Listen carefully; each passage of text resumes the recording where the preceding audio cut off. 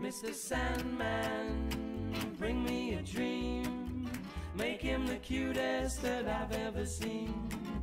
Give him two lips like roses and clover, and tell him that his lonesome nights are over. Sandman, I'm so alone, don't have nobody to call my own. Please turn on your magic beam. Mr. Sandman, bring me a dream.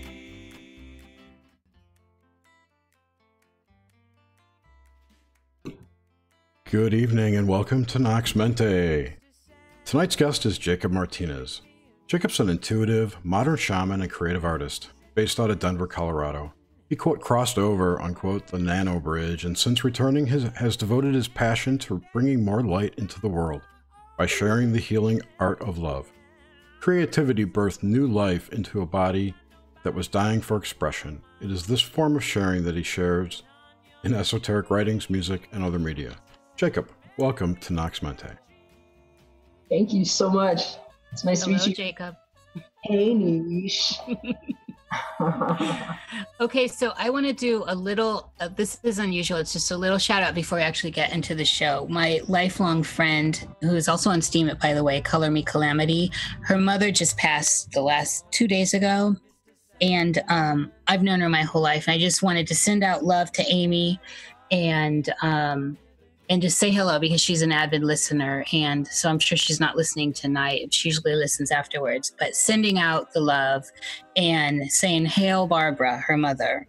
So Jakob, it's a great pleasure to have you on. We're both moderators in a Discord chat. We've got the Steam It thing going on. Oh, dear. I'm lighting a little white sage here too for our little Hail Barbara. Just thank you. Yeah. Yeah. So yep. Something for Color Me Calamity and her family right now. We're doing a little cosmic pledge. Thank you. Beth, her sister Beth, and Barbara was a wild woman. Her mother and my mother, just wild women. So They were both mothers. Yeah. With wild children. So, okay, this is awesome. I think you're our first Steam It actual person I know from Steam It to come on Nox Mente. We had Art Della Vita, but she was unable to make it. And so you get that honor. This is great. Lucky me. I know. I'm talking on my side, though. It's a Chiron thing with me. Yeah. Mm-hmm. I'm a 1977 vintage, believe it or not. Excellent. 77. That's magical. Yes, it is. I just watched a video yesterday about the Chiron key, and its association with cryptocurrency on an esoteric level. From Michael Joseph put out that new series. So it's funny to hear that come out today. Yeah. Funny how that works, right? Yeah, well, the synchros are everywhere. Par for the course. Yes. Jerry does I think what is it, Jerry? Once a month or something, you have a synchro show on the Hive. It's every 7 hives. So every 7 hives. Every 2 months or so. Yeah, it's pretty cool. Okay, so let's get into the show. Give us an idea of earliest memories that affected you, symbolically. So, and you can throw in dreams here too, but like a TV show or things in nature, things in the world and pop culture that stick out for you.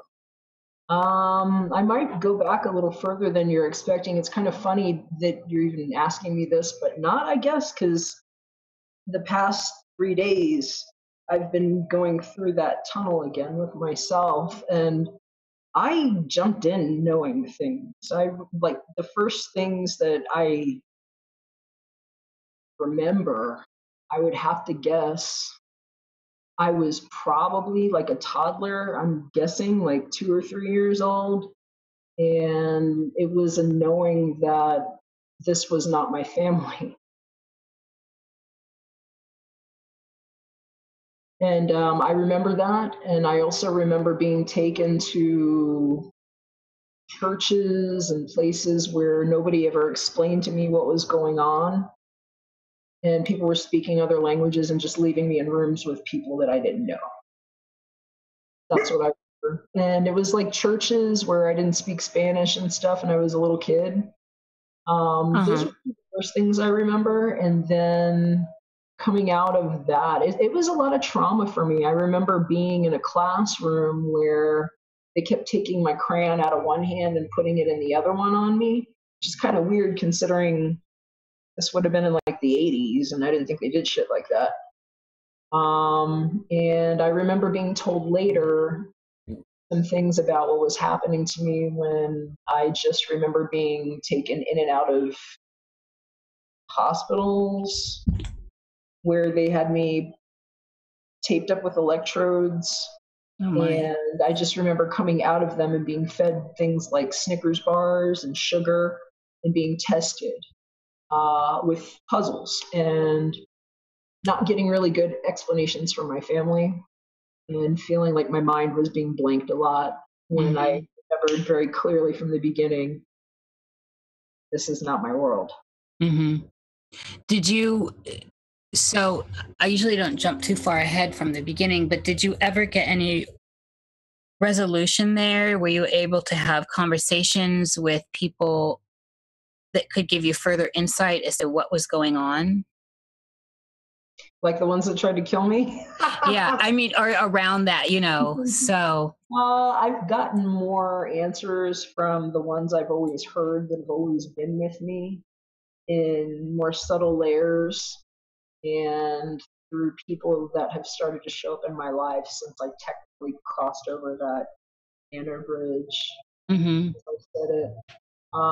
But they're the answers that a source provides to me that does not usually come through people that hold on to their belief systems. Right. And, you know, foist them onto others out of fear of shit that I don't really give a fuck about. Because I was just talking to my audience. I do, you know, things on Steam, as you mentioned, and I do a live stream where I'll engage with people. And I kind of got on this yesterday and also Monday when I was reading my ephemeride report. And so my guides took me into it. It was just, you know, about the greatest thing that happened from actually dying and being fucking dead is that you come back, you just don't give a shit about that stuff anymore. And I realized that I actually solved a lot of my own dilemmas just by being willing to be stubborn enough to stick to my body because I wasn't satisfied with the answers that I've been given here. And I think that is part of maybe what helped me feel like there was something cohesive enough and even worth enough sticking in this for. And so it's kind of a weird way to answer what you're asking me, but I think that's maybe the best way I can say where my answers have come from is not giving a fuck about the things that used to make me think I might be afraid. Yeah, I love that. I feel you. So there, right at the beginning you were talking, I missed a section. Did you say how old you were when you had that experience? I'm not really sure. And anytime I've tried to talk to the ones in my family who I really technically am, I've always felt like an orphan. I just really have very little contact with the cesarean blood contract relatives. Okay? Yes. Yeah. The nullified contracts. Yeah, I don't accept your end user license agreement. So I'm just going to say it. I know we're on YouTube and I'm very grateful to be here. Fuck you. I'm not sucking my divine currency and I've already X'd you out of my mind early this morning, subordinated. So the thing that I was going to say about that is that those people have never had answers for me. They remember very distinctly things that they will tell me that I am or that I've been or that I've done or that I've said. But when I ask them about these conversations that I was having as a child who started speaking at 9 months old, they have very little information for me. And so it's just kind of been, as Jerry said when we hopped on, talking about Mercury retrograde and things starting late, par for the course. Yeah. In the life of Jacob. So. Yeah. It's For the record, I just want to say I didn't say the R word.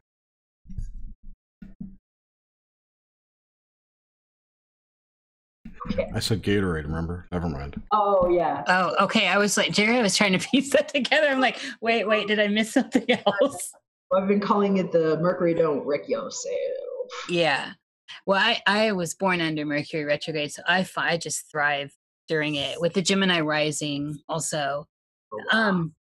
So, okay. So with that stuff from early on also, were there shows on TV, all that programming stuff, were any of those that pop out? Well, besides 1, 2, 3, 4, 5, 6, 7, 8, 9, 10. Know that one. Yeah, cool. So there was stuff like that. And do you remember 3, 2, 1, contact? Oh yeah, yep. Oh, and then what was the other one? I just remember the PBS special that traumatized the fuck out of me when I was a child, when they were talking about discovering AIDS and how it was going to kill everybody that was gay and Oh my God, I forgot about that. That was like one of the most traumatizing experiences of my life as a child. That was fear porn all the way. Yeah. On PBS, and that was like 80s, wasn't it? It was early 80s. I was probably like 5. I totally remember it too. Man, I was scared to death. Oh yeah, that was high fear porn. It was real fear point. And then I remember my mom saying weird shit to me that like later she actually got into a biracial marriage. But I remember, and I'm Puerto Rican, and so my family's just like, Italian, Spanish, maybe German, French, I don't know, Dutch, all came down to Puerto Rico kind of thing, mishmash. But like a lot of us, a big mix of everything. Like a lot of us, and my family was in New York. My parents met in New York. I was born in Brooklyn, grew up in Texas, but I remember hearing some fucked up things from my mom, like black and white blood don't mix and shit like that. Oh, wow. So these are like kind of things that I remember hearing, and I think just my son, I'm a third house son in Aquarius, born in the year 1977.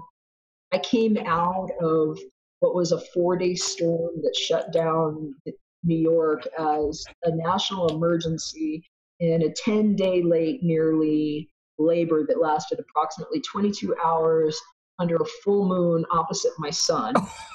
Jesus. And, so par for the course with me is a little fucking weird and wiggy, but that might give you an idea of what it's been like and what it's been like trying to talk to family members. It's been a karmic rock. Yeah. And it's those kinds of experiences that I remember the most, was just like jumping into a traumatic situation, being thrown into trauma.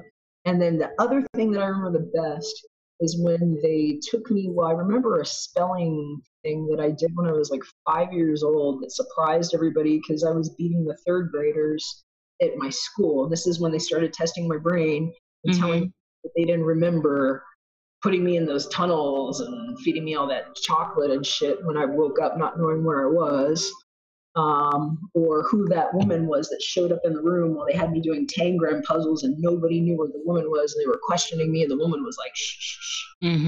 I was knowing that I was psychic or something then.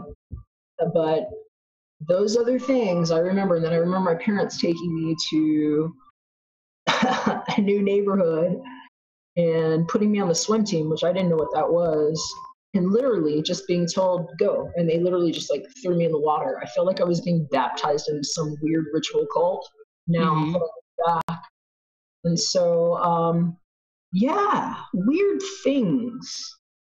Well, you came in with, and you were perceiving it too, which is also great. It wasn't, it's like the memory wipe didn't work with you. Mm-mm. And they kept doing it over and over and over again. And I kept just getting more and more pissed off. And, what are you going to do to somebody that's like sun and moon is opposing itself that you can't necessarily kill? Yeah. Well, I like that you come into Nox Mente with a bang with the woo-woo right away. We usually work up to the woo-woo. I don't even know what woo-woo is anymore. I hear people talk about woo-woo, and usually I'm like, it's the far out stuff. It's this, and we live in it. So most people's idea of that, like I've been on some shows where people are like, "Oh, is that a little woo?" I'm like, "Wow." I know. That's 5 minutes of my story. You would just collapse. And thankfully for us, you're here because we love the woo. Oh God, my dog's got the. What you got? He's being a brat. Okay, so we've got that early stuff. We just figured out that Brooklyn was where you had your early. So you're from Brooklyn, and then so you got the weird religious stuff. Did you? At what point did you switch out? Weird. It's real weird. Well, we're hearing this from a lot of people, Jacob, though. He was into the religious stuff. My father is like a staunch atheist. He's a geophysicist. Guy studies rocks. He's a scientist. So your mother was the Puerto Rican, right? Well, he's Puerto Rican too. So, so I think Catholic a lot of times when I think Puerto Rican. She left Catholic to like try everything else because she was like on a holy mission in her mind. And what ended up happening was, according to her, I've always been demonic because I had questions and I wasn't whatever. I don't know, Yeah, I get you. So did you ever have, so from having the early like Catholic stuff that was crazy, or the religious stuff that is crazy, how did you come out of that to where you are now with your worldview of spirituality and all this? I got dragged through all that. I tried to understand all of it. I actually studied world major religions. Technically, I'm an ordained minister, although I'm non-denominational and consider myself more of an astral theologian than anything else. And somebody that's not scared enough to not do shit that other people are too chicken shit to do or know how to, such as I've actually done things like exorcisms in people's houses and like put my hands on them and like erase things with my energy. And so nice. This is what I do, but I think it's good to know those things. And I've tried them all. I've been to I studied major world religions, all of them. And so for me, it's been more about understanding the holography and the symbology of the things that are actually intersected and looking for the most graceful, shortest distance between 2 points. And I happen to be one of those as an energetic proxy in my body. It's just been proven in me. And so I think that that's actually been the only thing that's been cohesive in this. It's been the magical adhesive, if you will, that's kept me through this, where I could actually digest some of these things and be able to see the terror in all of them, but also where the quote-unquote divinity is, where the fullness of the essence of the seeds were that got scattered in all these which ways with the proverbial Tower of Babel that, shattered the glass every which way. Nice timing on that. Oh. And so, for me, it's been more like not even getting out of it. It's just been witnessing what's actually real that I've always known. And I knew very early in there was some fucking shit that was wrong with it because I was being brought up in a Baptist church, actually. And I remember being in there. Oh, that changes it.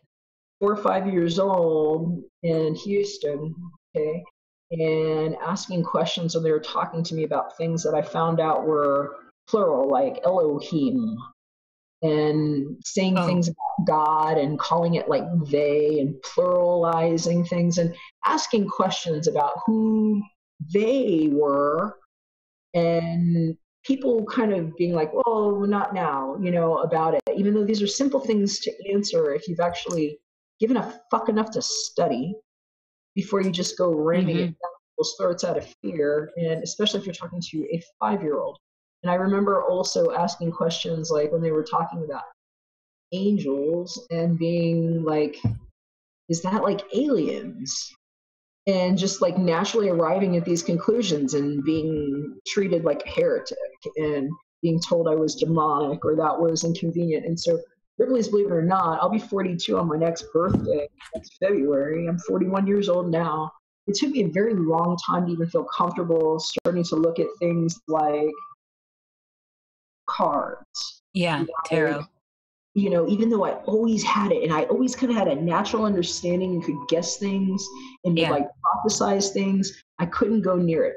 But if I went near a book, it was like I would just pick up the information somehow. And so it's been very recent, since I've gone through these health things, that I've had the time inventory and the intellectual emotional inventory after having like PTSD from my upbringing and what happened to me to even go near that stuff. But and now you do you're like known for reading cards as a card reader. You're really talented at it. And so, I mean, I love that. This feels triumphant to me. That's what I'm trying to get at. And that things you wouldn't touch, like the cards, here you are proficient, you're adept at them. So that's, this is the juice. This is what you squeeze the fruit, and that's what you get. And so that's really the thing. It's like I feel like it was always there, even though it's not like I really got out of it. It's like I never was in it. I feel like I've always just kind of been a witness, and I was able to be in it, but not be of it. It was like I learned it, but I didn't really believe anything. I've just assimilated, if you will. Yes. I very much relate to that. Okay, so we've got all that, and you've given us your astro stuff. This is all kind of the beginning stuff. So, do you have any significant dreams from, before we get into your modern life, do you have any significant dreams from your early life, and anything that maybe reoccurred or dreaming true or prophetic stuff that you can still recall that's still vivid? Seeing my life unfold as it has been now, seeing the man that I've become do things that I actually do on a daily basis, things that I start to remember in the shower that I saw when I was a child that I felt had been erased, a color that I exploded into when I landed here in this planet. And when the colors used to shimmer, there were different animals, and I saw how they actually ripped the color from the planet off of the multi-dimensional construct of the flower of life and the holography. And I remember landing in this body and how it got stripped from me, and how the numbers actually broke apart into 3 different kinds of 3s that are actually my birthday, that I lost the animation of until sometime a couple of years ago, when energetically I had a 5D experience with someone who I feel is a very exact mirror of my soul. Mm-hmm. I want to talk about when you landed in your flesh. This hits home. This definitely hits home for me. What do you have around that? So when you land into the vessel you're in as a baby, so you're manipulating that. Can you just give us more about that? I don't really remember it in that manner. I remember more where I was before. Can you tell me about that? I was in a womb, and I was fully formed, and I opened my eyes, and I saw somebody before me that actually looks a lot like me. And I saw her open her eyes, and she reached for me. And it's one of the last things that I remember was an experience there. And then I remember being somewhere knowing that the one that I was reaching for, that was pulling for me, was not mine. Oh, wow. That's profound. That's intense. People that listen to the show know that I have the early memory too, but I don't remember before the womb or womb experience. It was right after. And one of our other guests has said the same thing, Lotta Leone, and she has the pre-experience, like she has a sense of where she came from and all that. I don't have that for some reason.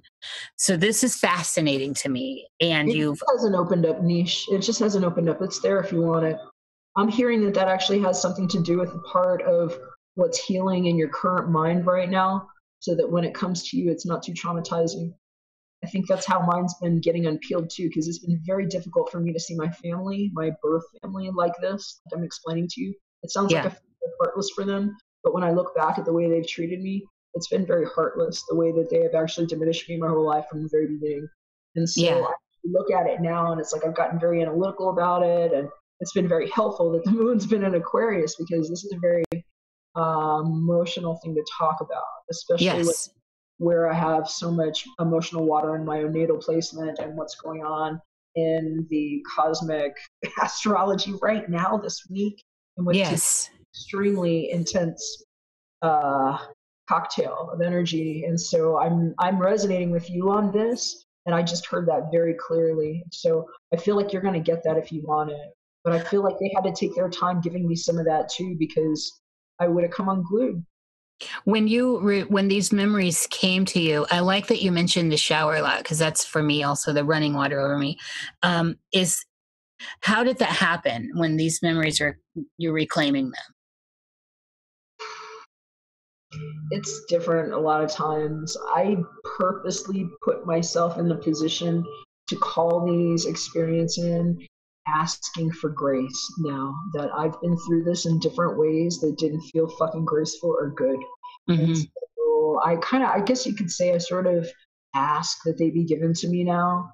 And one thing that I've learned is that the more that I keep my energy hygiene really up to spec, which I'm kind of functional OCD, but after being poisoned to death by the hospital, the OCD is probably a good thing. So I'm kind of like a functional OCD guy, but it helps too because especially if I'm working with collective energies or people come to me a lot with things where it's just good that I know how to be like in my own intimate space to feel where they are touching me energetically, because I feel it everywhere, and not be pulled to be a certain way about it other than a witness that's safe. And so I've gotten into a real good practice that I call energetic hygiene.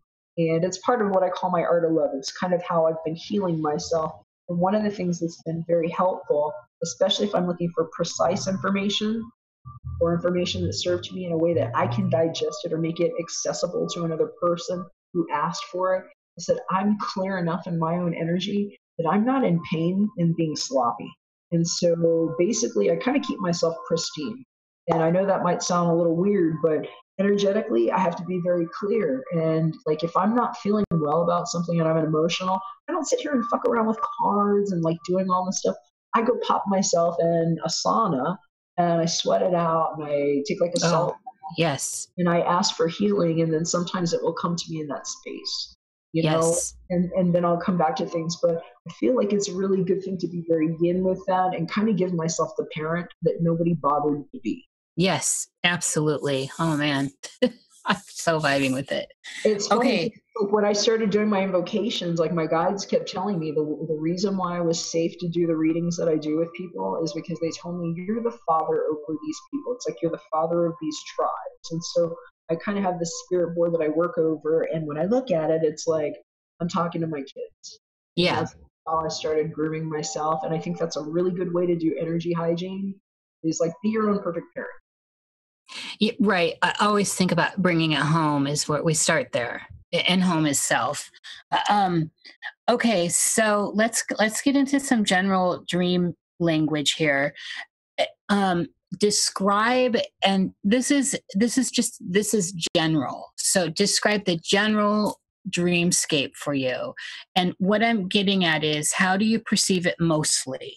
Is it mostly color? Do you get a lot of audio? Do you get tactile sense? What does it look like in general? Now? Yes, or contemporarily. I don't really dream like that anymore. How do you dream then? It's so weird. It's like I just see things. I'm lucky if I can sleep. By the time I'm sleeping, if I'm dreaming, I'm in my own brain, surfing my own neural pathways. I've been healing myself by working on my own neuroplasticity. The stuff you hear around me is me synchronizing my brain hemispheres. Everything that I do, I'm producing a massive amount of energy right now because of the form of Qigong that does me. And so it's like by the time I go to bed, if I'm like going to sleep, I'm like so far into like my neural networks that I'm seeing violet flames of tunnels that I'm going in when I'm deleting static that never existed on the cosmic grid, the way I experience it. And when I see dreams, it's the shit that I just hear and see. They talk to me very fluently. I don't need cards anymore. If I'm up to doing a reading, I'll know anything I want to know if somebody opens the door. Yeah. So, okay. It's just like, you know, I can see stuff sometimes with cards. It'll look like things animate, and that's my dream. My dream is here. I feel like this is actually the dream that I'm in living in. When I'm finally sleeping, I'm editing the space. Yeah. May I? Yes, Jerry, come on in. What's up, Jerry? Hemisync. Go back to Hemisync. Are you? Oh, Hemisync. Yeah, center point. Are you research? Yeah, right. Are you using a specific protocol, methodology, modality, or is it something you came up with yourself? I was doing my own stuff for a while, just kind of invoking it into my life, and then little nuggets would fall into my lap here and there.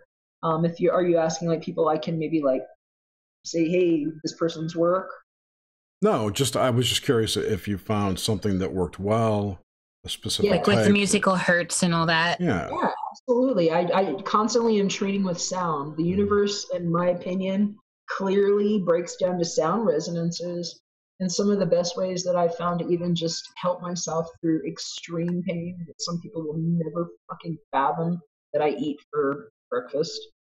You know, if I even eat that day, because I have a fasting lifestyle. And how I've learned to sate myself is with energetic sound frequencies. And so I recommend testing it. And I would be very careful what I picked up in spaces. I'm just being honest, like YouTube, because of the algorithm and what they actually insert into the waves to extract what's in your mind on the space so they know how to solicit you. Not a real good place to find something. I would like to talk about that. Not right now, but that's interesting. It's something I've explored myself. I just want to say I don't think it's YouTube doing it per se. It's built into the compression algorithm, so it's at a higher level. The algorithm, yeah. But one way or the other, it's problematic is the thing. So I'm being less finger pointy here. I don't want to point fingers. No. It's more about talking about energies that are trapped in machines that do these things. Yeah, any streaming venue will have the same issue. I don't know about any, but yeah, I hear you, dude. Totally. My recommendation, though, is to find one that you like, that feels good, like it's working for you, because it might change. You know, sometimes I stack different ones. I haven't played around with any kind of Hemisync stuff, so we can talk about it later. I've just explored some of the other binaural beats, isochronic stuff, so. I got back, I think it was like a decade ago when the Hemisync, I can't remember who it was, put out some you had to buy the CDs, and was laying with those every night. I was very much enjoying that process. Just on that note, if it's a good reputable company, you know, if you like what they're doing, because there are some people that put some shady stuff too, where if you know about sound. Oh yeah. They've got a lot of control here. This was like I think the original that was out about a decade ago. That was maybe it's longer. I can't even remember. Doing like the old Centerpoint HoloSync stuff for years. You know, I will pinch somebody if you want me to put one out there whose stuff I think is great. He's actually a clinical hypnotherapist. Steve G. Jones. He's got a bunch of great stuff.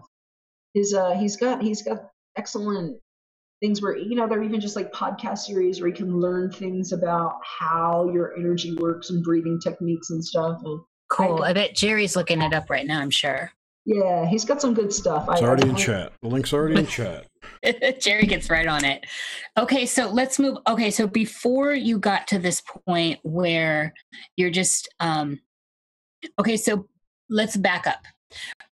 And as I just said, before you got to the point where you are now with how you're processing the world around you and what we call reality, which is a wide open thing. Yeah. And when you're having dreams that were more in the common vernacular, where you'd go to bed and you have REM sleep and all this, what did that landscape look like?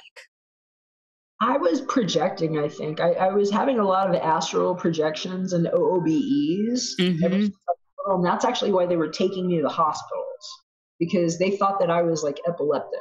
When what I think was happening is I was having acts of samadhi happening in my body. Oh, yes. As a child. And so my dreams have just been like color explosions bursting out of my third eye and rescuing animals and flying and shit. That's what I was doing when I was little, until I started having like psychic vampires and things attacking. I was having like weird dark entities coming and chasing me. And it would feel more like things coming out of walls, and I could smell them and feel their energies like sitting on my bed and stuff. was Holy weird. shit. I want to talk about that. So bring us into the knowing of that, That of started these around entities. 8 or 9 years old, I'm guessing. And okay, so you said something very key there for me is the smelling. I don't get a lot of that from people, and I experienced it, and it's a very real thing for me in the waking dream and in whatever else we want to call everything else.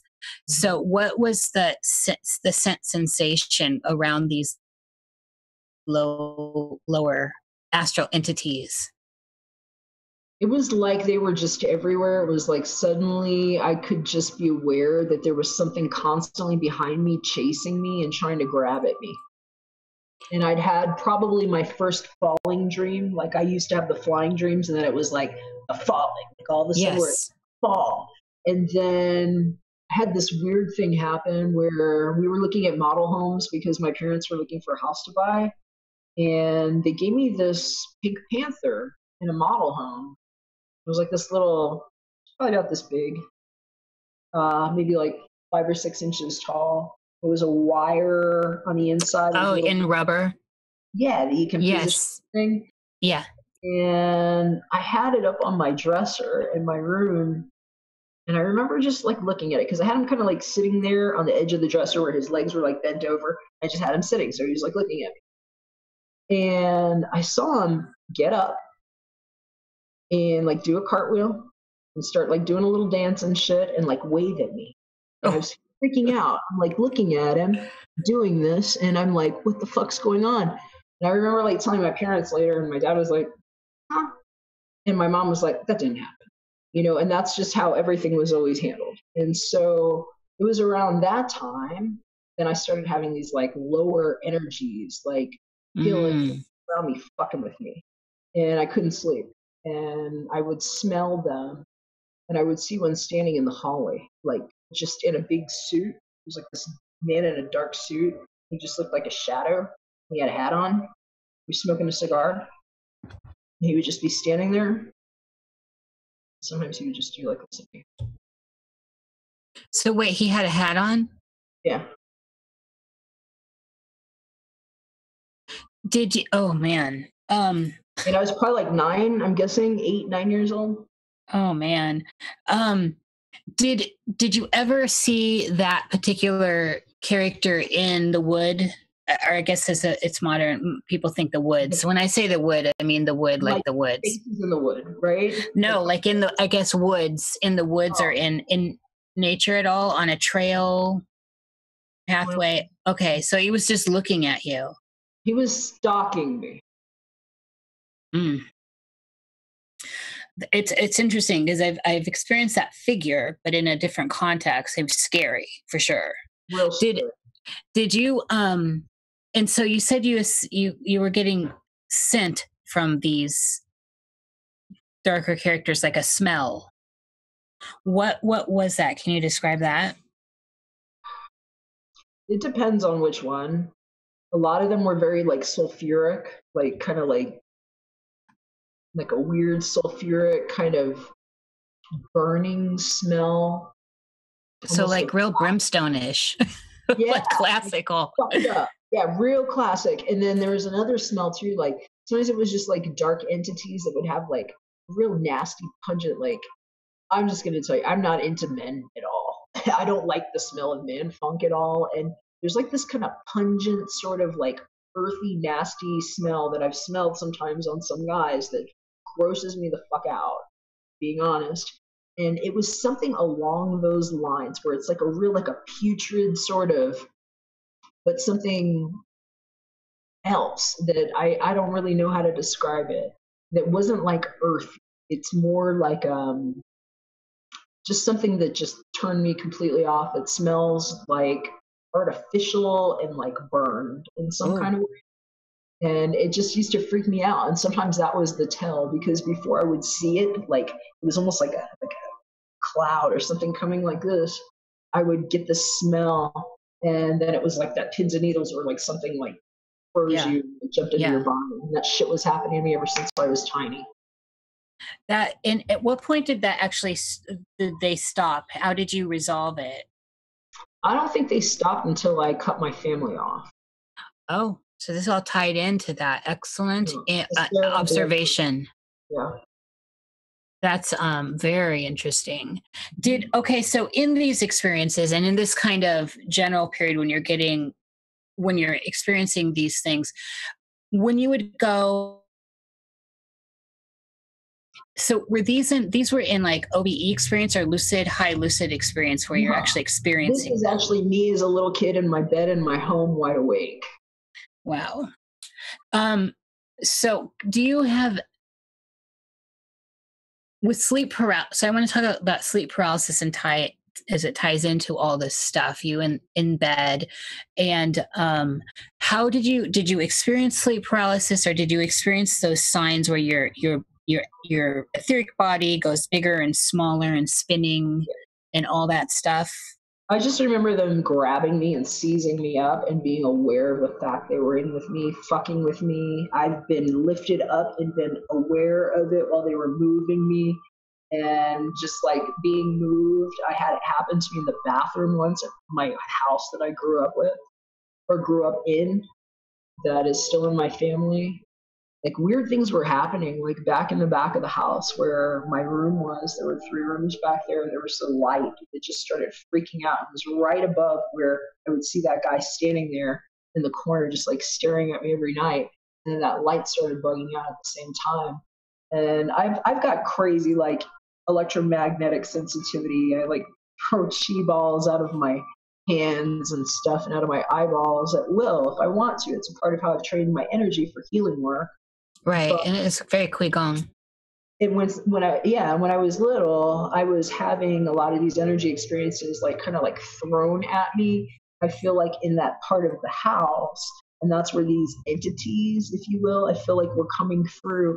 And I remember them actually, like you say, sleep paralysis, and I had to think about what you were saying for a minute because for me, that's not really even how I would experience it. Like when I use my own words to describe it now, it would be like unwilling energetic surrogacy.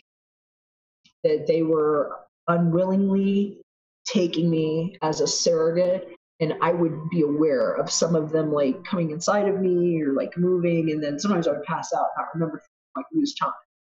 But for me, that's more how I would describe it than like, you know, how people would say sleep paralysis, because I feel like now I'm an energy worker, that I've just been an energetic proxy that was being basically subjugated to something that I don't fucking agree to. As soon as I stopped agreeing to participating in these families that might have conjured me in at some like bloodline a long time ago, I started kicking their ass like a, you know, cosmic exorcism kind of shit. It stopped happening.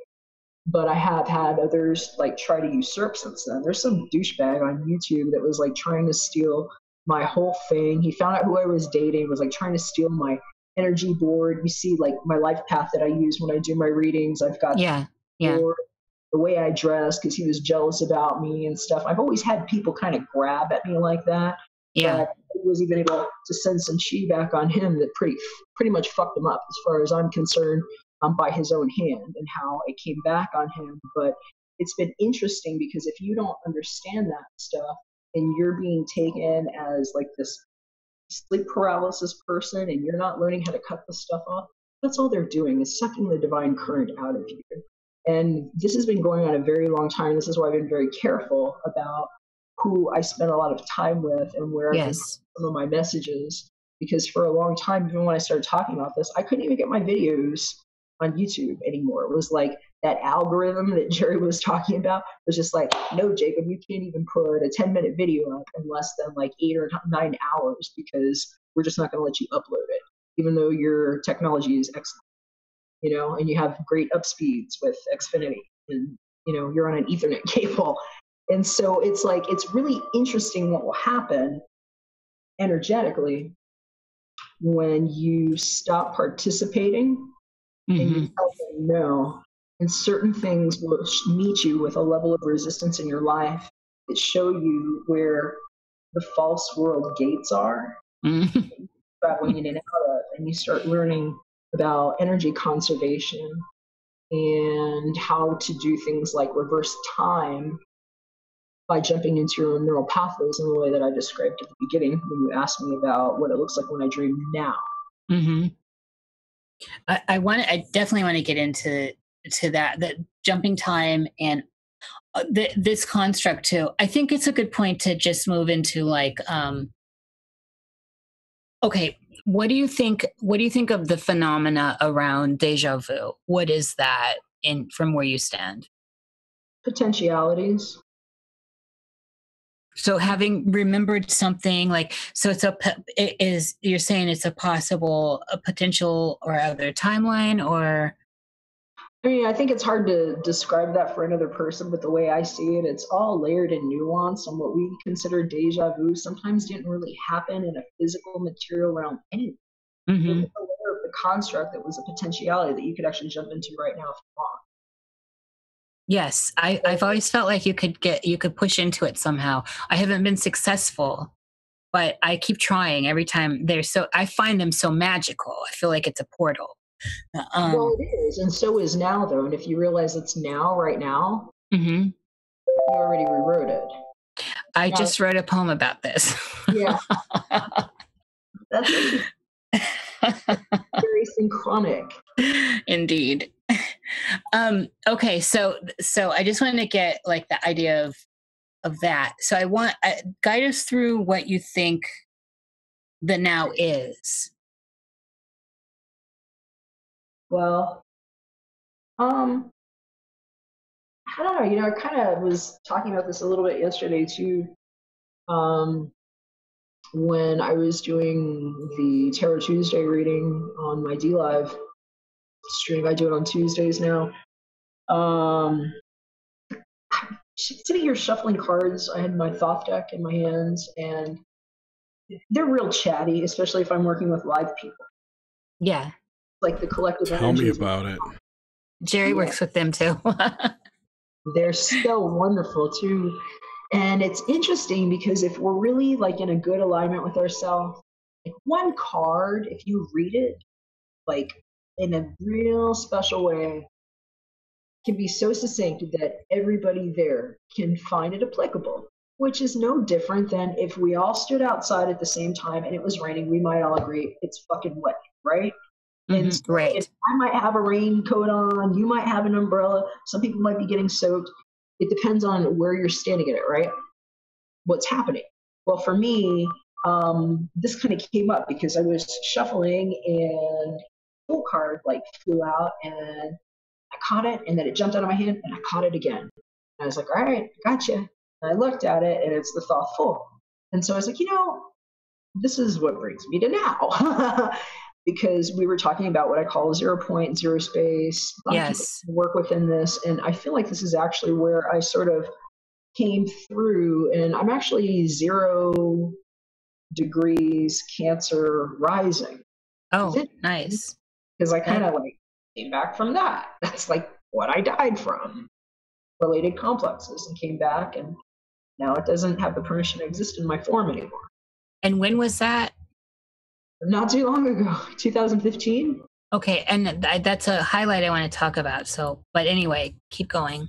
And so the point was that this now that we're talking about showed up for me, and it was like a double reminder. It's like, oh, don't skip over this one. This is what they need to know about because it's now. And I had to catch it twice to really make sure that I didn't not say this accurately because of the double impact effect right now and what's being called of all of us, and the balancing of our own ability to witness ourselves within this cosmic union as a whole being. Okay, no matter if you're looking for that other one and the twin flame and everything, that all happens here. This is internal alchemy that we're talking about. And so when we talk about now is everything. Every single thing that happened. Dinosaurs are right now. Yeah. The Greys taking over the world are right now. The perfect healing of humanity and all sentient beings happening right now. The dragon swallowing its own tail happening right now. We've got something that confused us, I think, when we landed here in the cosmic creation because of how the density appears to settle in a place that's got this like terra firma here. but it's not really what's going on. So we can get tricked when we start thinking about things like deja vu, what happened, what didn't happen. It's all happened. We are right now choosing to congeal into certain forms. And if we're in our alignment within the now space, it's really like being the cosmic fool. And it's funny, I was talking about this. I was being asked to talk about tarot on a radio show that was going on for a little while on Steam It. They're not happening right now. It was a Dark Side with Asaria. And I was doing their little tarot expert chats and stuff. And they were asking me what my thoughts were on the Fool. And, you know, it was at the beginning of the tarot. And I'm like, fuck no, it's not. No, that's what one is. One is really the beginning of the tarot. You know, and then we've got the World. That's the end, at least of the major arcana. So what is the Fool? The Fool is like the cohesive, covalent bond of trust that holds the whole thing together, where you can jump in at any point within the static bubble and see it. And when you're there, that's 0 point. And for me, that's now. That was excellent. I wish people could actually see you talking. You're so genius.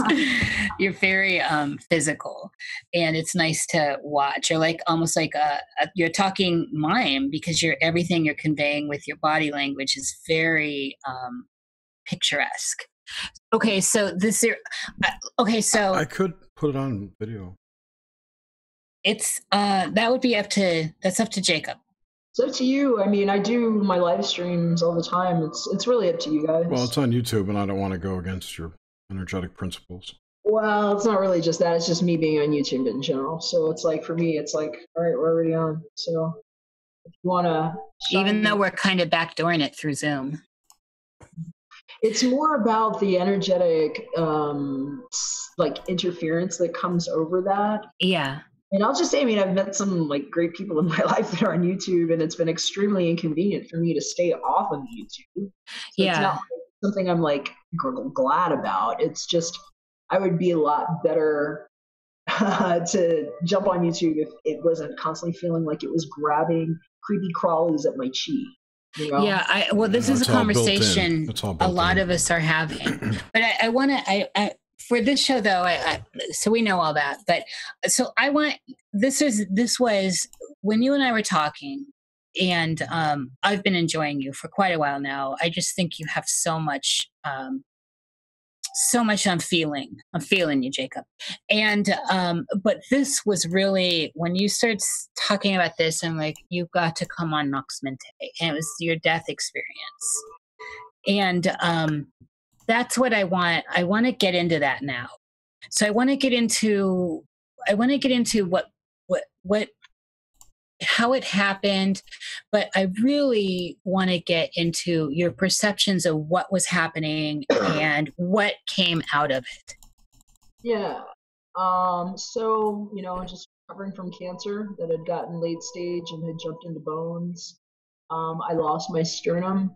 They had to cut out my entire sternum, floating rib cage. Oh. I lost my right chest muscle. I lost 22 lymph nodes under my right arm. Oh. And I have 3 titanium plates that go across my chest that are like stapled into bones that have broken off since. And 2 pieces of cadaver fibula bone struts in my chest. They stripped a piece of my right lat muscle wrapped around me. And I live in what most people would consider a dysfunctional amount of pain, but I'm a yogi, and I was well prepared for this. Mm-hmm. My super soldier training, you know, with my esoterics and spiritual lifestyle and the things that I actually learned to embody. And I got through that. And when I did, the hospital was actually kind of had a tough time with my surgery. I had a 6.5-hour surgery go wrong. My mother was like thrown out of the hospital. It was just like a real freaking mess. They weren't supposed to be there and were causing me stress. And I almost couldn't go in for the surgery because my blood pressure was so high. The surgery ended up going 10 hours. I woke up under anesthesia in a room that was very dark and zipped up. That reminds me a lot of like something you'd see in fucking X-Files. Oh, man. And I don't still have a real good reason as to why that happened. But when I came out of it, I was told that I had, well, it didn't happen for a while, but they weren't supposed to do anything on this right side. I had it marked off that They weren't even supposed to like poke me or anything. It was a restricted extremity because I'd lost the lymph nodes and I could have gotten like lymphedema. And when I woke up under anesthesia while the surgery was having to be prolonged, I was in this weird dark space. Jeez. And I woke up, I see that they had shit. They like treated my arm like a fucking voodoo doll. And so I was freaking out. I was like, I have all this stuff in me. I could barely talk. I'm like breathing through a straw. And I'm like, I need a fucking pen. in my head. And I'm like, who the fuck pierced my right arm? And I was pissed off. And I'm like, drugged. They're like, we're going to make you comfortable. We're going to make you comfortable. I wake up and I'm like all wrapped up in all this shit. And eventually when I'd gotten out of the hospital and healed from that, I ended up feeling like very, very ill, like I couldn't breathe, like my lung was completely collapsed, which it was, because they had actually given me 4 hospital infections that created a pleural effusion that collapsed my right lung and technically killed me. It was MRSA and 3 other diseases. I was in ICU for almost 10 days. Almost like the 10 days late that I was surfing through the death tunnels when I landed in this body in the first place. Oh, shit. I feel like I closed a Mobius strip. The 4 days leading up to the day that I actually came out into the world, you can look it up. It's the blizzard of 1977. It shut down New York. It was declared a national emergency, and then I had a 22-hour birth and came out in a full moon opposite my sun. Yeah, that's amazing. So so in your death experience though, what can you tell us? Well, this is what I'm telling you. Okay. This whole thing is death. Yeah. we live in a death container. I motherfucker is what I did. We're surrounded by death. Shit. We eat dead things. Our religions are death cults. Everything around us constantly decays. It's a container of death. This is an intense show. This is just I just don't even know. This is amazing. Okay, so when you were how people view it now, and through the construct of how most people are processing time and this continuum that's not really circling point to point, it's a linear thing for most people. So when you had the death experience, the after all that surgery, in that period, while I'm nowing through another part of it that never actually existed in the construct that I don't subscribe to? Yes. So if I want you to, yes. So I'm with you on this, but I want you to take it and play it out in layman terms. You want me to try to see it linear? Okay. All right. So yes. Because the way I'm seeing it, this is still what you were asking me before. Like, what is now? Now is everything. It's all happening now. So yes. It's not when the death happened. The thing is that the thing that happened to my body is not what I equate to death. I had enough defiance in my Uranian badass self and my own Plutonian nature with my own Mars exalted in the 7th house to say, fuck this shit. I'm not satisfied with the answers I've had, and therefore this must not be death.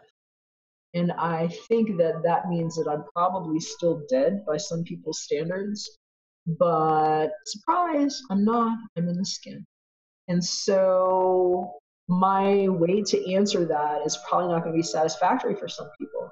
But it's just that I did not agree to whatever those terms of death are, because that's not how I experienced it at all. Maybe because I was jumping out of my body since I was little. I don't know what death is. And so I recommend that everybody murder your fucking ego. Maybe that's all that needed to go. Because right now I look younger than I did before they killed me. I get clocked for 20-something everywhere I go. Half the time when I go out, it's like a woman that's like around 20, 21 years old that's interested in Jacob. And I'm like, maybe I could be your daddy, you know? And it's like, and I just what's your daddy? So sweet, you know, and it's like, you know, but for me, it's because it's like I'm not agreeing to these things, and it's taken a certain static out of my life that's helped me compress my energy and I'm cooking, I'm hot, baby, all the time. Because it's like I'm constantly burning karma because I'm in the now space, and some of that shit that people are agreeing to, like, here's what 40 looks like, or, oh, I feel like an old man, or like whatever that shit is. It doesn't even occur to me. Like, I forget that I'm not 23, but then, hang out with a 23-year-old, I'm like, okay, yeah, high five, see it. And, and that's it for me. But it's because I have not agreed to that. But when I, quote unquote, died, I didn't even know I was dead. Like, some of my friends that were there, that were safe for me, that were like my emergency calls at the time when the hospital is like, yo, sorry, you think your friend might not make it tonight? You might need to come and say goodbye to him, Yeah. Or do you know how to get a hold of his family or what to do? And my friends were freaking because they're handling that shit. My family was being told, you can't come around him.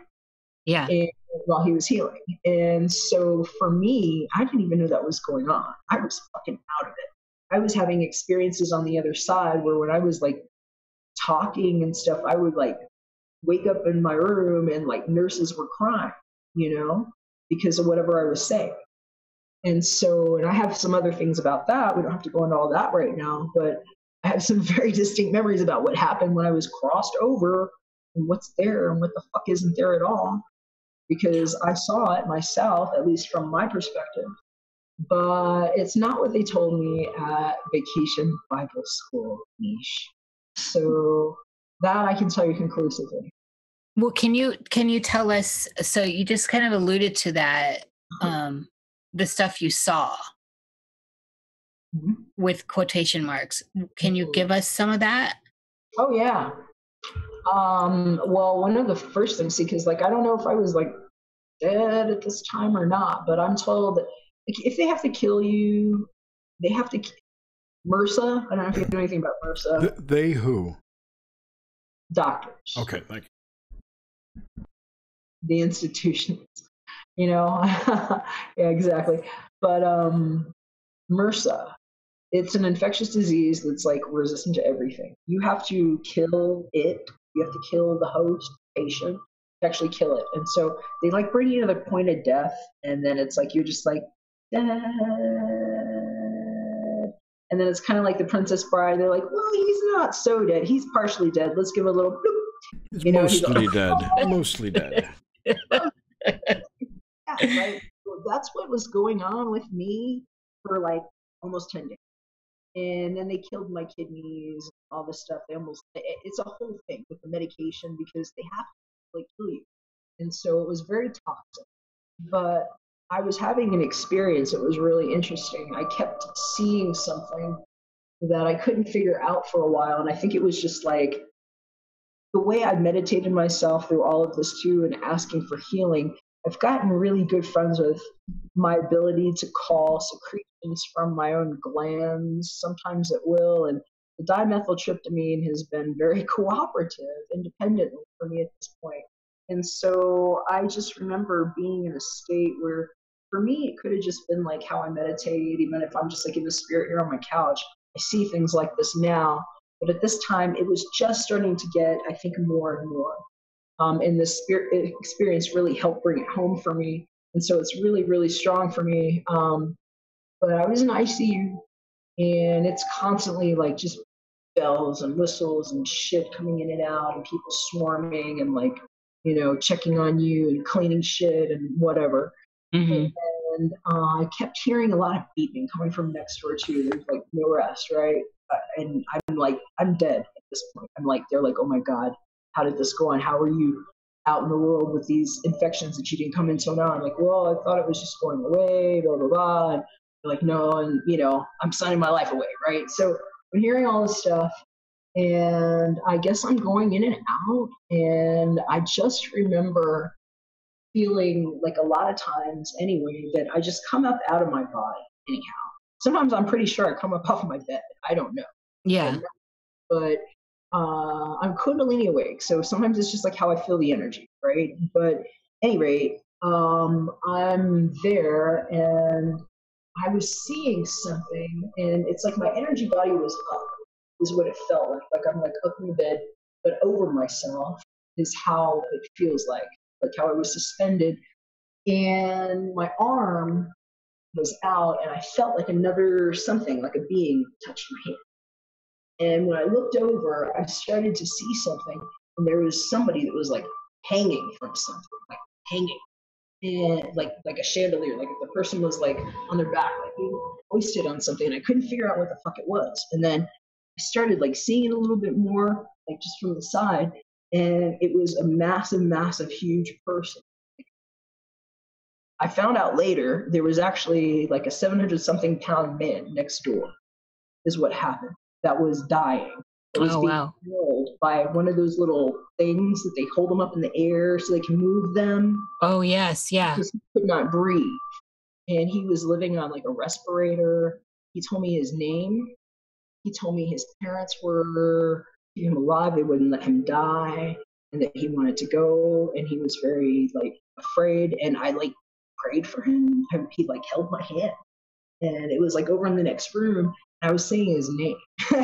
And so like, I guess I like came through at one point and like this, and I just, two nurses were over there, and they're like, you know, like crying, like how does he know? They're like all freaked out over there because they didn't know what the fuck was going on, but it was weird, right? So yeah, I had things like that happening to me for a long time while I was going through tunnels. But it's interesting. It wasn't anything like they told me it was going to be in like Vacation Bible School, and you hear all these people's accounts about, oh, you know, I saw my grandma and everybody was waiting for me and all that stuff. It wasn't anything like that. I was looking for something and I was calling names. Isn't that the false light, fake archon bullshit? I think it might be, because there were a lot of dark tunnels, is what I found. And I wasn't afraid of anything. I was just like, I was looking, and I remember I kept calling, and something weird happened. I started having that mirror experience where it's the mirror that's like all the mirrors on itself like this, which we had in my house in Houston. I had one of those mirror experiences where I realized about the holography. Yeah. And I was looking for something, and I started seeing the mirrors like this coming back, and I'd been calling for God, Jesus, you know, Jehovah, Yahweh, Confucius, Buddha, Muhammad, here. Those guys are dicks, though. Ganesha, I'm calling them all. You call them all. I was calling. And I saw mirrors and a bunch of this, and it was mostly dark. And the only thing that came running back kind of freaked me out. Had a flash like this. Okay, like labradorite. Mm-hmm. And it was me in a fucking tuxedo, busting out, looking like a freaking crystal, like this, like my skin. Oh, wow. That. And I had a massive horn that was like a rhinoceros. It was like a big blue rhinoceros, and I like busted out of a tuxedo, like the Hulk. It was like, I was still great. It was like some Sailor Moon shit, right? I was like, that's what happened to me. It's cool, though. It's super cool. I'm getting an awesome tattoo. Shout out to I was going to say that. Yeah. So, for me right now. so Mercury, right? throw a question there. You said you were going through the tunnels, you weren't scared. Do you think you would have had a different experience had you been afraid? Had you been consumed with fear that, you know, you're going to hell or whatever? Absolutely. That's why I say I was well trained. I feel like for me, this was like my super soldier training somehow. Yeah, I heard you say that before. Which program are we talking about? Or your own really personal? Oh, yeah. It's just like my own. The one we're all in. I mean, it's like we're all OGs here. This is the gangsta planet. Yeah. You know, we're all like, we don't even realize whether we're like double agenting ourselves. Most of us are shadowing ourselves to fucking hell and back, believing in shit that's just garbage to begin with. Yeah, I think a lot of people, too, are also involved in some kind of dream time hijack chicanery. Mm-hmm. I'm not sure what's going on there, but yeah, there's definitely operations being run in my dreams that I'm not in charge of. Brother, I'll tell you what. Look, here's my recommendation, dude. Sell some dark crystals. Keep them near your head. Put one under your bed. Maybe not a pyramid. I don't mind them. It's so good. This is really good. Protect your psychic energy, especially as much as you are on here educating people on YouTube. It's literally like being hooked up to like. Oh, I know. I usually don't go on camera that much. it would just be good. Like, I'm just saying, I mean, even without that, like just a little, like a dark stone, like a black tourmaline would be really good. I have a pile of rocks next to my bed. That's a good thing. I got pyramids under my bed. I've got a salt lamp in there. You're good, man. That's cool. I like the orgonite too. If you guys, do you have any orgonite? I've heard of it. I don't have any. I do. Definitely. She's got everything. Yeah, I got a piece right here that a buddy from Steemit actually gave me. Oh, sweet. Is that like a copper ring in there, a coil? Yeah. And there's it goes around a piece of crystal. quartz. Yeah, I see it. Is that resin? This one is. I didn't make this one. I had made this one. This one's real rough. It's just got pieces, and I had actually made the coil myself. And there's like crystals and stuff, and yeah, it's just resin. So there's this guy on YouTube. I'll get you his link in a bit, but he pendulumed out the field surrounding orgonite, and what he found is that there's two types. There's like a negative field and a positive field. And what it does is the positive fields will replenish you with molecules that you need, or a reasonable facsimile. And I say that because if you have resin orgonite, you can get resin molecules added to your body by the ion flow. So people should be aware of that. It's not bad in small doses, but don't like litter your house with giant resin orgonite. It's a good point. Yeah, I mean, permeable membranes and all these things are commingling. I was looking into it. They actually have some vegetable resin that I was looking at, but I don't know if it works as well because it doesn't seem like it gets as firm from what I have read. It does, and what does work well is cement. Cement? Oh, yes. Wow. That's interesting. Mm-hmm. It's totally, it seems opaque too. Yeah, well, you can put your things on top of the cement to show through. It's not going to be pretty like a resin medallion like you just showed, right? Yeah, right. It'll be more natural looking. Be able to put that resin, like maybe a vegetable resin, on the outside where it would be okay, because then it would just be. Like, I don't know if a vegetable resin's actually any issue. If there's any problem with that, yeah. Oh, it was the polyester ones. Sorry, I didn't say that. But. Oh, gotcha. Yeah, like the fiberglass. Anything based on petroleum, you want to stay away from. Yeah. The Earth's own black goo, as it were. Yeah, right? the Earth's blood. There's being something done with that too right now, though. I was actually hearing something about that earlier today. With black goo, petroleum, or blood?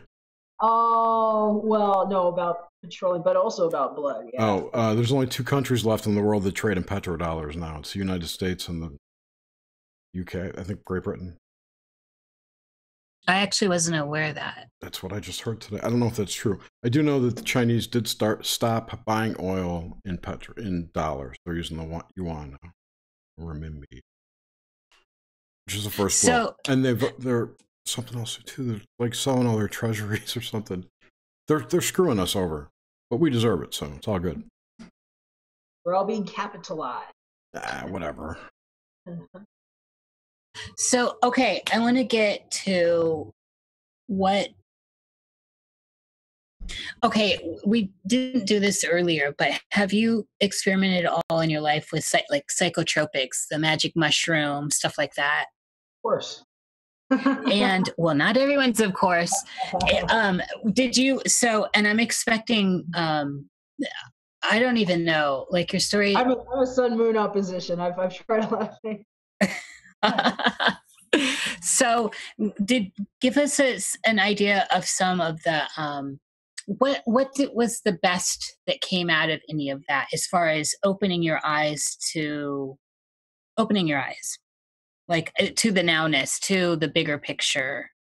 Just realizing that what I knew when I was little, before they were shutting me up, was actually more true. And it was like I had gotten mono actually in high school.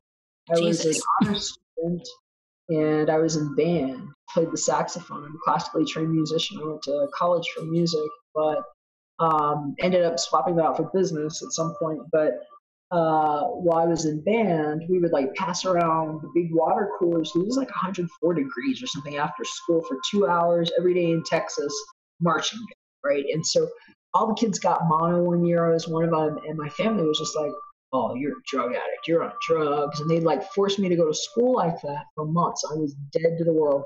I had never tried any drugs at all, but I had gotten so sick and tired of being accused of being on drugs. By the time I was hospitalized, they're like, wow, your child should have been in the hospital a long time ago. This is an acute phase now, blah, blah, blah, blah, blah. It was like affecting my liver. I was a teenager. At this point, once I healed from that, I was like, fuck it, I'm going to try LSD. So he already called me things that I wasn't. And so I did LSD. I dropped acid with friends one time. Well, more than that. I'm talking about the first time. Yeah, the first time. But the first time, it was just, I saw who I was in my own body when I was able to look at it. And there was a scene happening in my hand and in my foot that showed me my Leo moon actually rising out of a desert and how I became. And I didn't understand this until later when I started having like more shamanic journey stuff over the years that weren't actually drug induced, that were things that were just happening to me, but it was like something had opened up at that point. And I remember after that experience, just knowing that the things that I would always see, like the floaters in my eyes, would sometimes turn into other things. And I remember when I would bring it up, people would tell me that wasn't happening. It was like those parts of my vision had disappeared, but I was more in touch with them after the first experience with LSD, and just realizing that it felt literally like I had been confined, like dumped into a test setting, like a little ant house thing, and that I was able to pull myself out and look at it. And so it was really good experience like that. Yeah, that was my first LSD experience was all laughter. I was laughing at the absurdity of it all. But gut laughing, like a knowing, like a Satori laugh, where it was so, and I was very young, and it was just like, this is all such a charade. And I'm out on the lawn laughing, just like a mad child. So, yeah, beautiful experience. So in this, I can't remember, you just said something that had piqued my interest to dig deeper, and it's floated away. So, okay, it'll come back. So, okay, I want to look at, I know you've already given us this, but just for the continuity of the show and for the general outline I have as far as overlap, death. So away from where we are, I mean, I understand.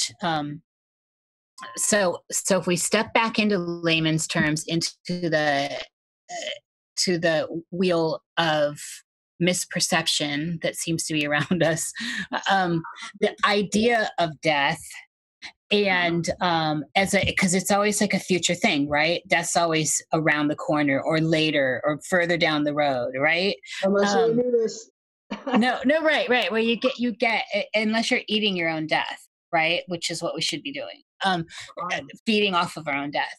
So what do you see that as, the concept of it, the construct of it? Of death? The construct? Yes, of death. So, because to me, here's what is death part of the Matrix? Thank you, Jared. I love that smile.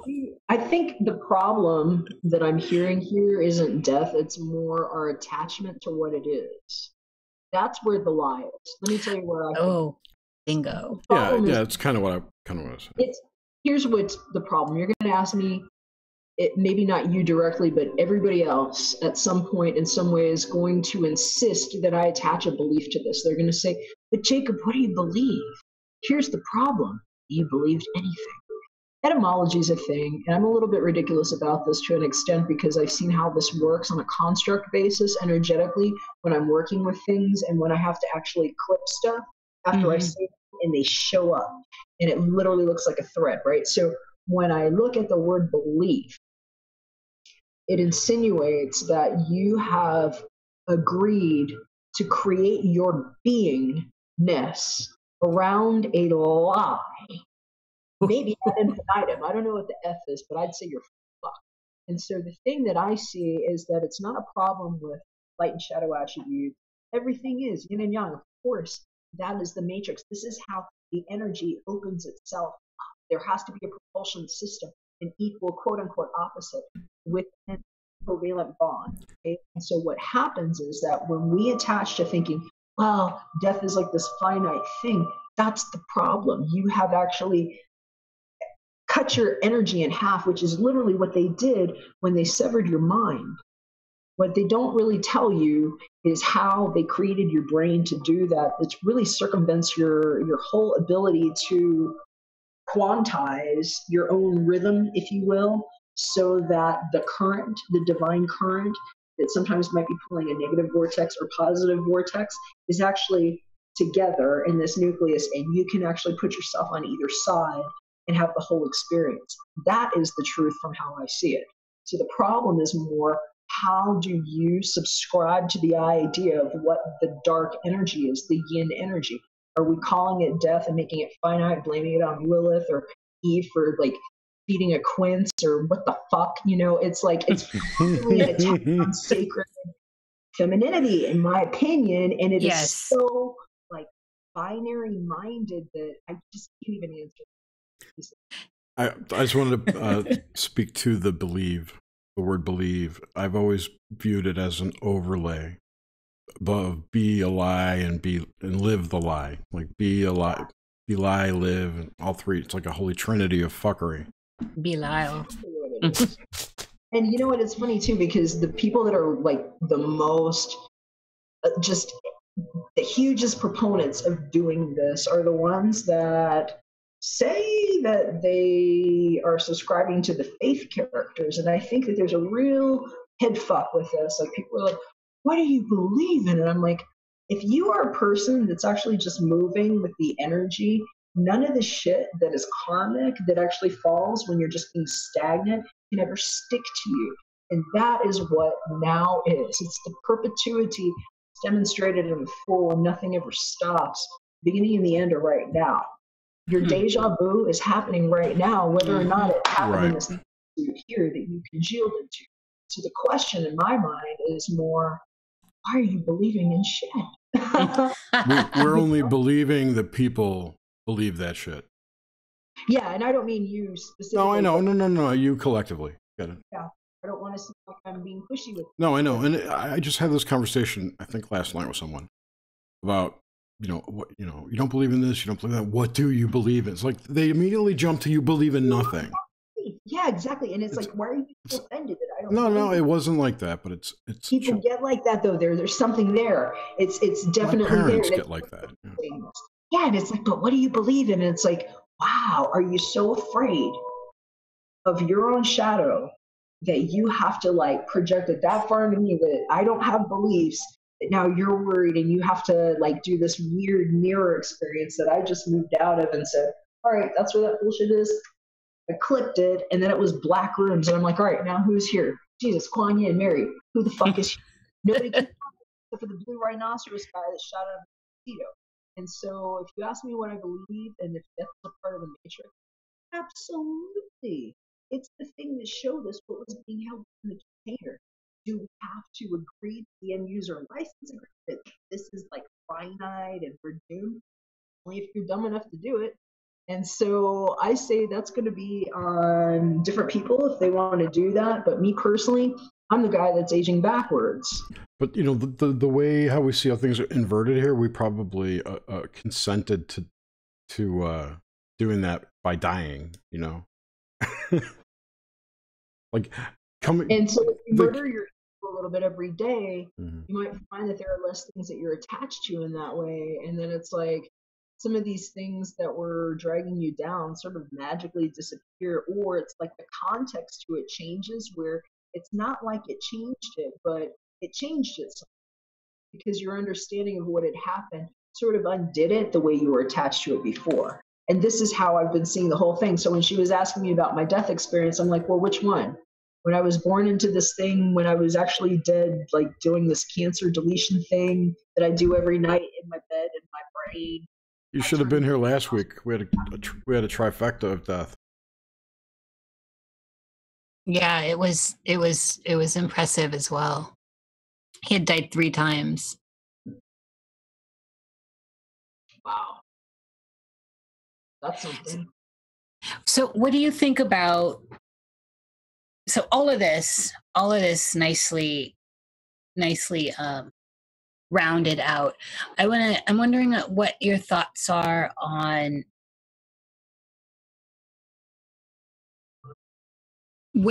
consciousness. So like, where do you think you really are? So where are we in this great nowness? Is there like, are we really actually in these bodies? This all seems so fake to me. And or are we in a reality field of consciousness? Yeah.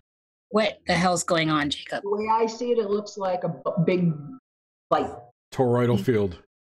Water that has like almost like a static charge that holds itself together, and we look like these little sprouts that popped out, but most of us are twisted inside out. We haven't finished unfolding.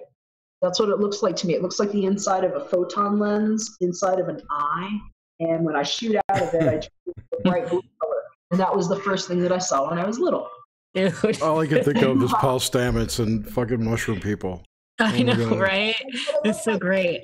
I saw it when I was really, really little, and that's why I was commenting on your headphones there, Jerry. I was like, that's a great color, because that's like the color that I experience, that I call home. And it's like what I burst into, and it looks like that I experience. So the question, I see it where it's like a photon bubble pops up, and then we're like these little sprouts that pop up, but most of us are kind of twisted a little. I see some of us popping out into a larger dimension, and then it's like a ripple effect where it almost looks like those little Russian dolls, where the little dolls are all like this droplet, but we pop in and out, and it's like, hey, it's Jacob, Jerry, and Niche looking like this, and then we come back in, and then we pop out, and maybe it's Donald Trump and like Hillary Clinton and Bill Clinton. It's ridiculous. And so I keep seeing it like that. And we just haven't gotten to the point where we've forgiven ourselves enough to have fun with that. And so I feel like the real challenge here is, but we don't have to forgive ourselves. It's just, it's done. It's over. It's past. I mean, if people could just accept that. I don't know about that, because I don't think that's the case quite so much. While we're seeing so much static interference still here, I think on a certain level, yes, it has already been done. As far as it looked here in this one linear scope that the 3 of us are here and looking and talking about and thinking about right now, there's still so much static that, we can feel the stuff here. But yes, essentially, it's already been done. At the same time, since we're talking about all of these things happening at the same time in perpetuity, it isn't done, but it's all done, and it's at different phases of this. And so here, I think it's more about how do we quantize this frequency and just hold the space here, because then it's kind of like we froze time. And so I have a problem with that line of logic, because if everything's happening, and I'm not disagreeing with you, I'm just kind of playing devil's advocate here. If everything's happening now, that means everything has already happened and everything hasn't happened at the same time, right? Mm-hmm. So we've got nothing and everything, which means there's maximum karma and minimum karma, and maximum shadow, minimum shadow. I mean, there's, what's there to clean up if it's all happened already? I just see it in like one big bubble where all the million little tiny bubbles, like the one where we're in, are having all of those multiple things happen. But I'm seeing it in a containment unit right now. Where I used to see it more like in an explosion. Now more, it looks like a cascading ripple of water comes out of itself, where they're all in their own encapsulation. That's what I'm talking about. Is it? I'm sorry, I didn't mean to interrupt you, but yeah, that's right. Has it shrunk since? So since you were a kid, it was expanding, and now it's contracted? The container? No, not exactly expanding. It just looked more chaotic. No, expanding. No, it's still expanding. Oh, it's okay, because you said it was big and now it's small. It's more intelligent, because the way I'm seeing it now is inside of something that looks like a photon bubble inside of an eye, is what I'm telling you. Where before, and I shot out of it when I saw it when I was little, and I saw stars in the sky. Now when I see it from the inside, and that might be because of how I internally alchemize things and how I witnessed it here within the water of my cellular body. So what I'm telling you is that as my cells are constantly regenerating, every single one of them in perpetuity is exploring every single dimension that you're asking me about at once in a chorus. I totally get it. I experience it this way as what I consider a cosmic midwife. And so I'm just explaining it how I see it, because I feel like I can drop into any part of my body and see it in a different way and where I would be in that potentiality if I wanted to. And so I don't do that all the time. I focus more on my neural mind when I'm going into these spaces and thinking about healing the places where the static still exists. It makes us think that it hasn't been healed because it hasn't congealed yet in this space where Jerry and Niche and Jacob popped out and we're asking about having this little thing. So exactly, but don't. So just jump back, quick question. You mentioned a perspective before you were incarnate from the stars. What do you think the stars are? Or I should rephrase it. What do the stars represent? It's the other side of us on the photon lens, the way I see it. I feel like we pop in and out of those all the time. We just don't realize it. We're inverted. Right. I know. I've heard other people say that they felt the stars were spirits. And it kind of goes with that line of thinking. That's why I found it interesting. I mean, it's all as one kind of thing with me, how I see it. And I just feel like it's just another way that you can show up in your astral body. And a lot of times when I see myself in my astral body, I don't look embodied like, this humanoid experience. I look like a ball of light. It's like shooting. I look like a giant octopus. I like That's you, Jerry. I look like Cthulhu. What color are you? I don't know. I'm teasing. If I had an astral body that I knew of, it would be Cthulhu. Yes. But generally, I'm blue. Can't you see? Yes, very good.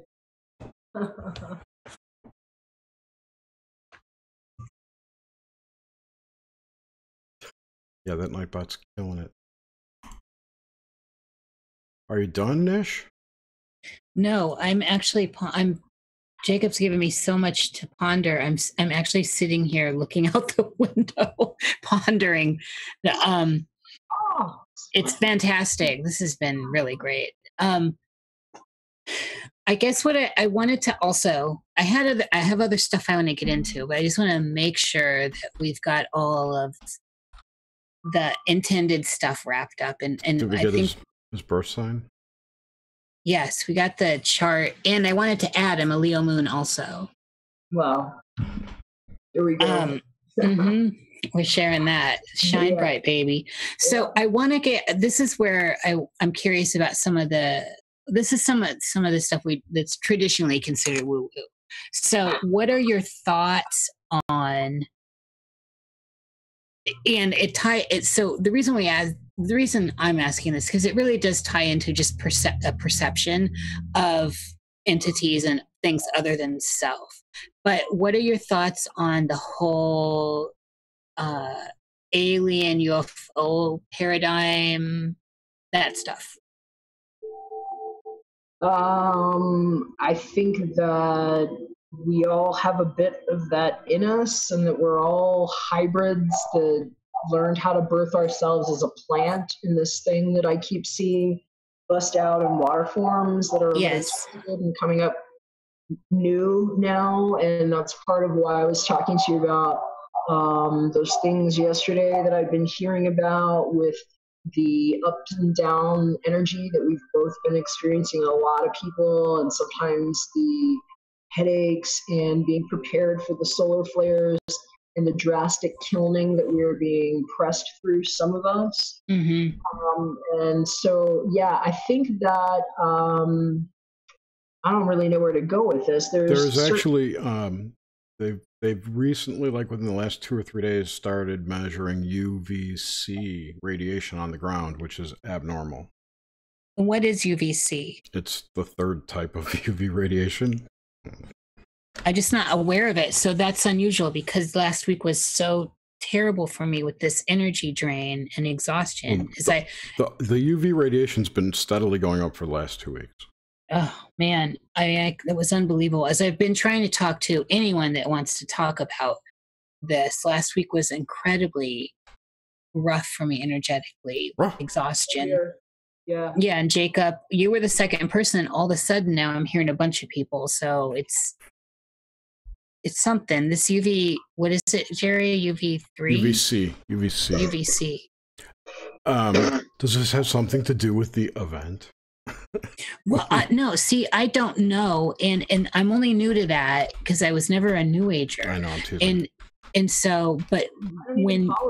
Like, I keep hearing people like, what? No, the event's a psyop. I mean, that's nonsense. But at the same time, I don't think that waves of energy are psyops. So... Cool. No, and that's what people are talking about. There's some that are, though. There's some that are. I think that they really build here into like a metallic particle state and like that. I think all the people who believe in this bullshit event stuff are making that happen, and it's detrimental to us. Okay, I can pull up with a shared agreement. Yeah, I personally agree with that. But there's also things that we do feel from the the cosmic weather, obviously. Absolutely. I a lot though. When I like wake up, I'm like profusely sweating sometimes. Like I am right now. I have, dude, it's because you're so hot, man. and I get in the sauna a lot too. I use a thermometer though, so it's the far infrared. So if I get in it even for 30 minutes, I might be cooking for 2-3 days, still radiating heat because of how deep it was pressed into my system. Yes. But I've been getting these things, and I keep hearing from my guides, like when I'll wake up, I'm like, is it something with the system? I get blood and everything checked regularly because I'm keeping healthy after what I've been through. My doctors check me regularly, but I still have these things happening, and so sometimes I'm like inquiring into self or talking to other guidance about what's going on with my body, and they keep talking to me about solar flares, but I kept looking, I'm like, well, I'm not really seeing solar flares that would do like this. So it's interesting what Jerry just said, because I kept hearing about a new way that the sun has been communicating, and it's actually to help scrub some of this like interference off people that I'm not. Well, it depends if you like go with electric universe theory or not. If the universe, if it's real and space is real and all that shit, then the sun probably couples to the earth with an electromagnetic. There's an electromagnetic coupling between the two. Yes. So there's all kinds of currents going between them. Yes. All the time. And what I was hearing actually had something to do with what you were talking about. It's weird, you guys, because everything that you're bringing up is like stuff that's been coming up the past couple of days. Even you, Jerry, when you brought up the orgone and the petroleum, and I said I had something come up with this. This is what it was. I was waking up and I was like sweating, just bullets, like sweat all over myself. I'm like, I sleep in my underwear, and I like woke up and I was like sweaty. I actually put a t-shirt on because I wanted something to sweat into. Hello. Like Here. Okay. And I was asking my guides what the deal was, and they were telling me it's this thing going on with the sun, and that people, and it's weird because then later that day, Niche, what did Alchemage say in Philosophorum? It's the same thing I had just heard in my like psychic space, like that morning or the night before, like in that place where I was kind of dreaming, sleeping, and my dreaming, sleeping is like I'm just hearing. It's like I told you how I am. It's like black and there's like lights every time I do it. Are you there? She'll be back. Oh, okay. I thought I lost you guys. So, anyway, this starts happening. I was asking my guides what it was about, and they said it's a new way that we are being cleaned because basically those of us that can't photosynthesize properly due to the way we have basically fed the plant are going to be self-eliminated because the static is going to come out. And I literally was seeing people just dropping dead. It was like their skin just freaking dropped, and it was like there was nothing in it anyway. It was like they fucking lived, like that they live, and like they weren't ensouled people?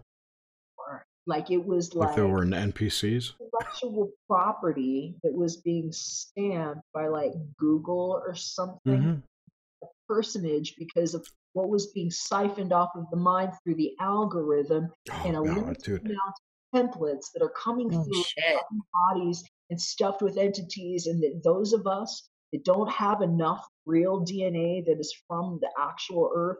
It's this like cosmic freaking fuckery, weird shit that's coming through Monsanto that's a bunch of static that they inject into food.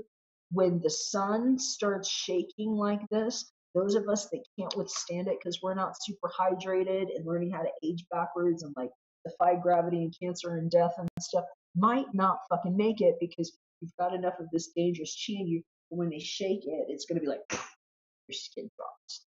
And that's how I was seeing it. And I've been burning like that, like a madman for like weeks. And like finally the past couple of days, they showed me what they live. And bring it. When is it coming? already. Oh, So super. when you're tired, you need to fucking sleep.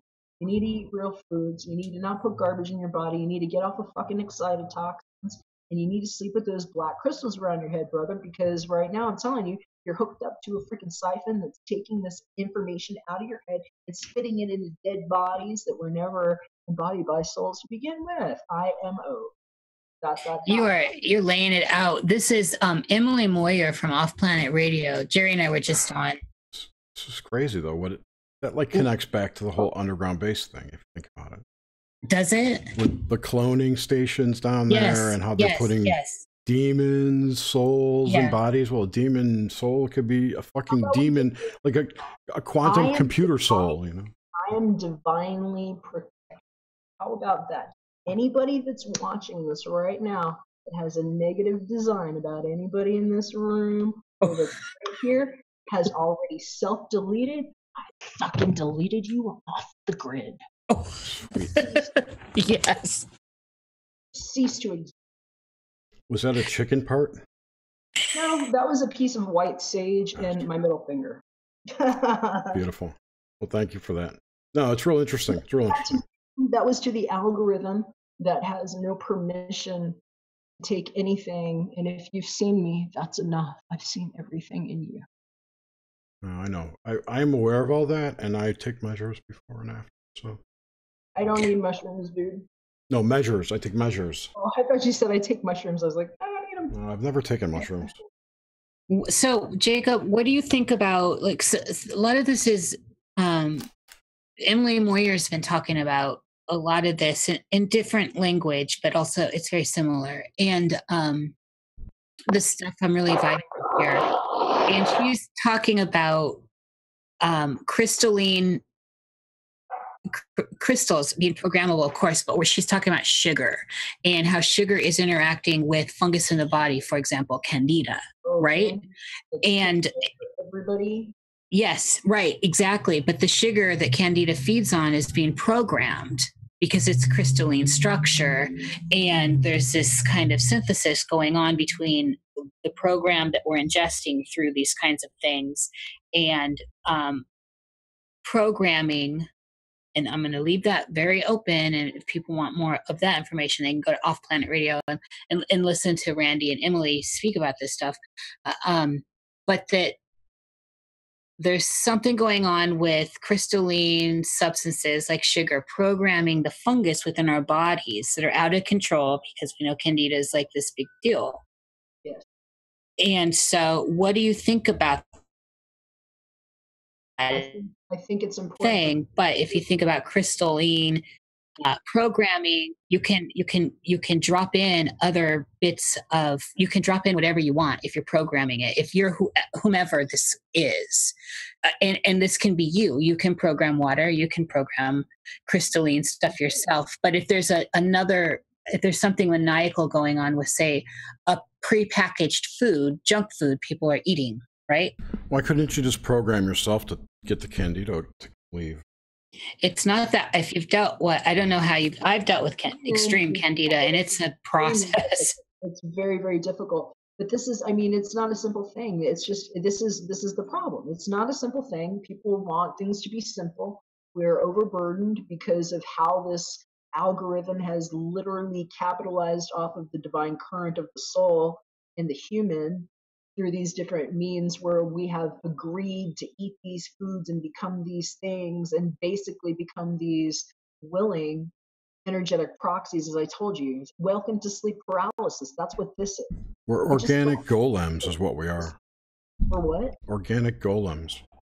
And so the thing is, it's about starting where you are. It has to be accessible. You have to be able to take a step. And if you can't take a step, it doesn't fucking matter what you do or don't do or what you're thinking. You have to start now. And so just knowing that it's now and that you don't agree to die or that you don't agree to go that way, you have to actually do something and take a posture. And if you don't do that, then you are tacitly approving to end user license agreements that literally allow the snowball effect to happen in your life. And that's when it continues to grow. You can actually stop that though if you're actually taking practical steps, and you have to clean up your body. And here's the inconvenient thing. Every doctor in the Western world takes the Hippocratic oath, but most of these people don't even have any real sense of, let's say, integrated awareness in the merit of how they practice their medicine, of what Hippocrates' actual entire fucking body of work was, which is gut hell. Because Hippocrates understood the holography of the cosmic union as the creator who does it in their gut because it's an alchemical process. And so it becomes a question to me, if we're talking about sinister, about what these institutions are about. They're all taking the oath, but a guy like me could have been diagnosed with cancer to go see a fucking, oncology surgeon who said, it doesn't matter what you eat, just go eat McDonald's or whatever, and told me that. Okay. And so you kind of have to wonder about what's going on with this. But my feeling is that if you just start to focus on the gut health, healing the gut, understanding the cosmic connection between the neuro connection, the excitotoxin, and the digestive tract that might actually be that wormhole that's constantly, creating things in and out, maybe that dragon that swallowed its own tail. You start taking responsibility for this and making sure that there are no perforations in it for these alternate realities that you don't agree to happening right now, that might be deja vus that are somewhat of a forecast of what you might have avoided or might be creating in the space. You might actually master your own universe in a very unique way that nobody's fucking talking to you about, right? Because they're all hopped up on the fucked up stuff. They're drinking the wrong water. They're taking a shower in water that's like poisoning them with things that, they probably taken more water from the shower than they drank all day, even if they're drinking, spring water. So it's like, it's a clusterfuck of bullshit. But if you can start in one functional place, my recommendation is focus on the gut and then keep cleaning up your act. Learn about your pineal gland. You start hearing about, I need to change my water filter. Take that as a yes and go and fucking do it. But take a practical step every day, and you will eventually emancipate yourself from however many layers of hell you found yourself piled up under. Because let me just be the one to say it, it's inconvenient. This is hell. I think we got tricked here. I think we got tricked, okay? I think this is like the hell experience, where it's also the heaven that's also bliss. But you also need to take responsibility as your own inner witness. And if you're perforated out your stomach, it's just not going to happen. There's no Wait, way. does that not mean you're not holy then? Jerry. Covered holes, brother. I gotta cut all the way around me that goes like 3/4 all the way around, like a samurai. Yeah, nice. Yeah. Nice scar. I mean, scars, as far as scars go. Cool. You would be interested in our guest in 3 weeks. He is the guy who runs fixyourgut.com. John Brisson. He's all about gut health and biomanagement and all that. Very interesting dude. Salute. I that's my lifestyle. You might, if you have a show, you might want to have him on sometime. I'd love to. I put you two in touch. That'd be really cool. You guys are great, by the way. This is really awesome. I relish this. Yeah, this has been fun. I just want to say one thing before we take questions, if there are any questions about the gut, and especially dealing with my own stuff, and having dealt with my own come out of the allopathic ways, and saying, flipping the bird to that, and then still being alive when I shouldn't be on their medicine. So yes, there are times that I relapse. Yes, there are issues here and there, and I know I've got to get right. You know, I've got to fix something. But the gut is key. It's like really the brain in a way of the body, in a sense, the brain of, I don't know how to describe how I see it, in how I visualize it. It's a different thing. Like the heart, I think for me, and the heart chakra is kind of where everything for me is. But the gut is where my health is, in like a physical sense, that is tied in and out of whatever this projection of reality is, this kind of net in which we're all surfing around on, or in, or stuck to, whatever it is. So the gut's important. I also, so if we have questions, let's move to questions. Sure. I love how you said that too, by the way, Niche. It makes a lot of sense to me too. I'm smiling, by the way. There's no questions yet. We never have questions. We're talking about JavaScript and chat. Nope. It's so, I think it's just because we get so much, we actually do go pretty thorough with our chats that. No, we just have really fucking smart listeners. Yeah, well, we do have that. I love the regulars. Especially Suzanne. I love Suzanne.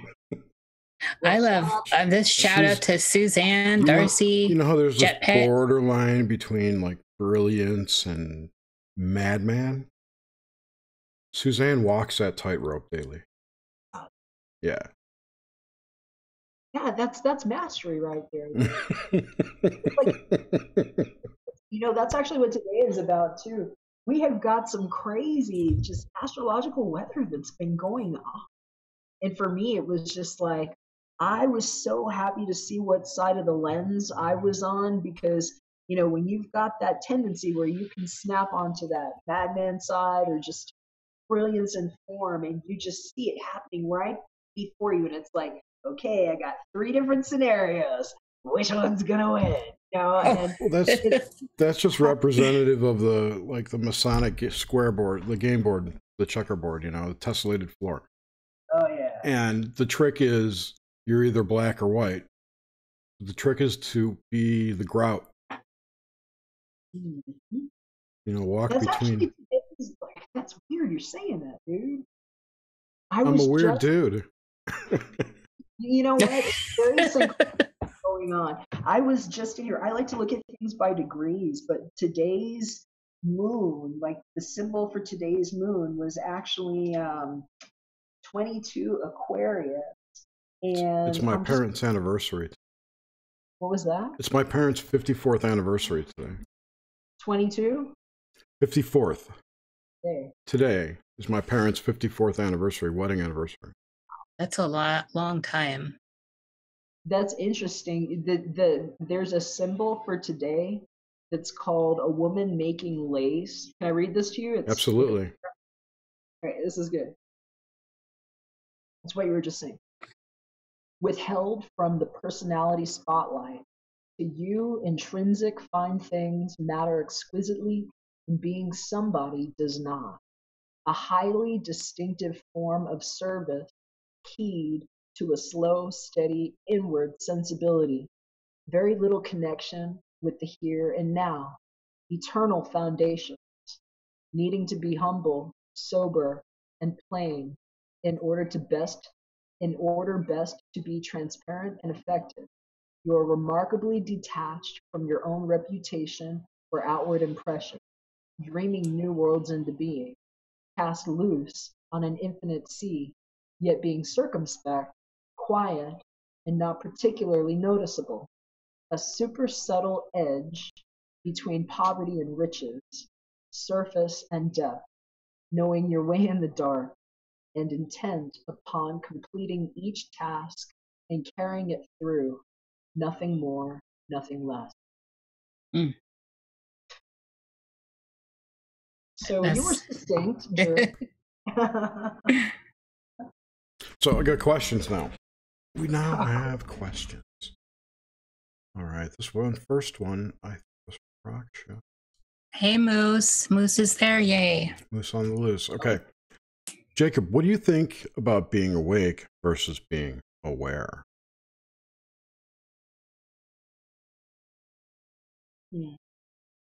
I know what he's getting at. People who... Like, for me, it's pretty much the same thing, unless we're talking about just being physically awake. Because I think he's talking about the notion that the term "I'm awake" or "awake as fuck" or "awake AF" has been co-opted by a larger group than actually are truly. Oh, absolutely. Right, and to be aware is to be more encompassing, more what people think of as being awake. Because people who say "I'm awake" really aren't usually. Yeah, they really aren't. I think it's been like trivialized. You know, it's kind of like the banalities, the new vernacular, if you will. The parlance of our times. Yeah. Like the pants around under the ass, the biggest ugly people that are calling people fags and stuff don't even realize that actually came from like gay culture in prisons, and it's like a way to advertise that it's open. And so, you know, I'll still call my brother a fag till he dies. And you know, and I can't help it. You know, I'm not big on name calling either, but I also don't like it when people will like. For me, you know what's offensive to me? When people will point at me and be like, "Oh, you're the psychic," and I'm like, yeah, the tone. Yeah, and it's like, no, I don't even use that word because I don't consider myself that. But I'm like, actually, you probably are, and you don't know it. I would consider myself more of an intuitive, you know. But at any rate, I'm an esoteric writer. But I guess the point that I was making here, not to jump off onto all that, is that it's not really what you call it sometimes. And for me, like real awake and real aware are actually kind of more synonymous, I would say. Like for me, people that just say I'm awake as fuck, it's kind of like the kids calling everything epic. It's like, no, yep. Dude, it's wicked when they do that. Blow the fuck up, and boom, we created a planet. That's epic. You know, that's the things that take call. Sick, brah, sick. We should steer this one up and shake off the loose shit, namely in Geneva and Switzerland. That'd be cool. Like, you know, don't you wish you could clean your car that way? Like, just turn it upside down and shake your car out. Oh, that would be so awesome. That's what I want to do with the alien technology that's being withheld from us. Mm-hmm. In Antarctica. All right, next question. I'm sorry. I think it's wise in a way, too, though, because there's so much static that's here that if it all came out as pervasive as that mind that is actually the candida that is now showing up in that plant matter that are those dead bodies, that I just in the future can't be around that yet. So we're going through a kiln. All this shifting here is cooking it out. Those of us who don't have the good care techniques, that aren't like creating a way to incubate ourselves where you need that day to just freaking be at home and hug your spouse and like cry and sweat and eat good food and take like what feels like a stomach flu shit that you don't know where it came from while your body's changing. And these other people are having like drastic heart attacks and strokes, and they're hearing about all these weird things happening. Okay, being prepared for something else. And so it's like, I think we just need to start realizing that, and the dialogue is conducive to buying into false things that aren't even here in the first place. Because all that stuff is being shaken out. And if all this, hyper technology that most of it is in your body, I think you're cleaning it out. There's a control panel in here. And if you clean it up and you actually make it and you're hardy enough to exist here in like the new world or whatever is happening with the ascension that are already occurred, because it's already enough of our energy through the planet as the beings that we are now, that are being cooked in the kiln and treated with love on a certain level that we have to give to ourselves first in this. Those times later, once this has been pruned, real good time to introduce that, when the pervasive candida that's flourishing, that had us thinking that we were afraid of AI. What the fuck do you think that candida is? What do you think you are? Some of you have more of one thing or another in your body right now. Right. So it's getting cooked. And in a way, the But you candida know how to itself is plan a hive mind in it. Just because people said her ass got whooped, and you know this planet went hollow and wrapped around itself and turned on itself the way it did, doesn't mean that's where the show ends, friend. Right. It's getting cleaned up. And so what's going to happen is once that finishes, it will be a good time to reintroduce these things where we can thrive in it, and it's not going to actually result in fucking dinosaurs. We could be dinosaurs for all we know. Well, we were and we are in a different timeline that's being edited right now. You know? Those damn That's CRISPR timeline machines, we got to get those back. You got the best one right here. You know, it's interesting about technology. I forgot to get the next question because you made me think about all the shit. I forgot what I was going to say. Damn it. What comes to you in a dream? Probably. All right. You were saying, starting with timelines. Send me a text when you do, though. Seriously, I'd love to hear about it, dude, if it doesn't come back now. These things are going to come back to you. I'm prompting you guys, and I'm sending light channels to you. Some of the things that have healed in my brain, I can actually do like that. So, you want to remember some stuff? My recommendation is cut a piece of your hair this weekend under the Kazemi moon, plant it somewhere wonderful, and just ask that you've been reclaimed by the light that you've always been. And you'll start to remember your color. Oh, I like that, Jacob. I'm going to actually do that. I just wrote it down. Is that okay? Please. No. I've been talking about teasing. it. I'm teasing. Talking to you guys about here, I went into more detail. You go to my blog, you're welcome to niche ticket. Tarotbytribe.com will take you to busy.org, my busy.org page of my steamite, but my weekly ephemeris that I did on Monday and my tarot Tuesday that I did yesterday were extremely intense.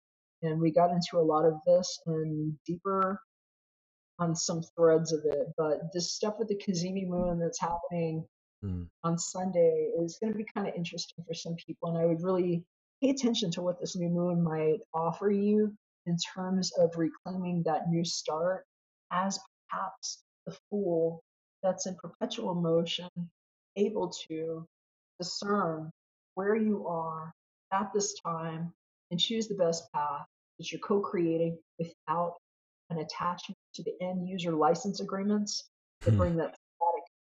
And then let yourself heal and cook and keep working with that. Trim something off every time you do it.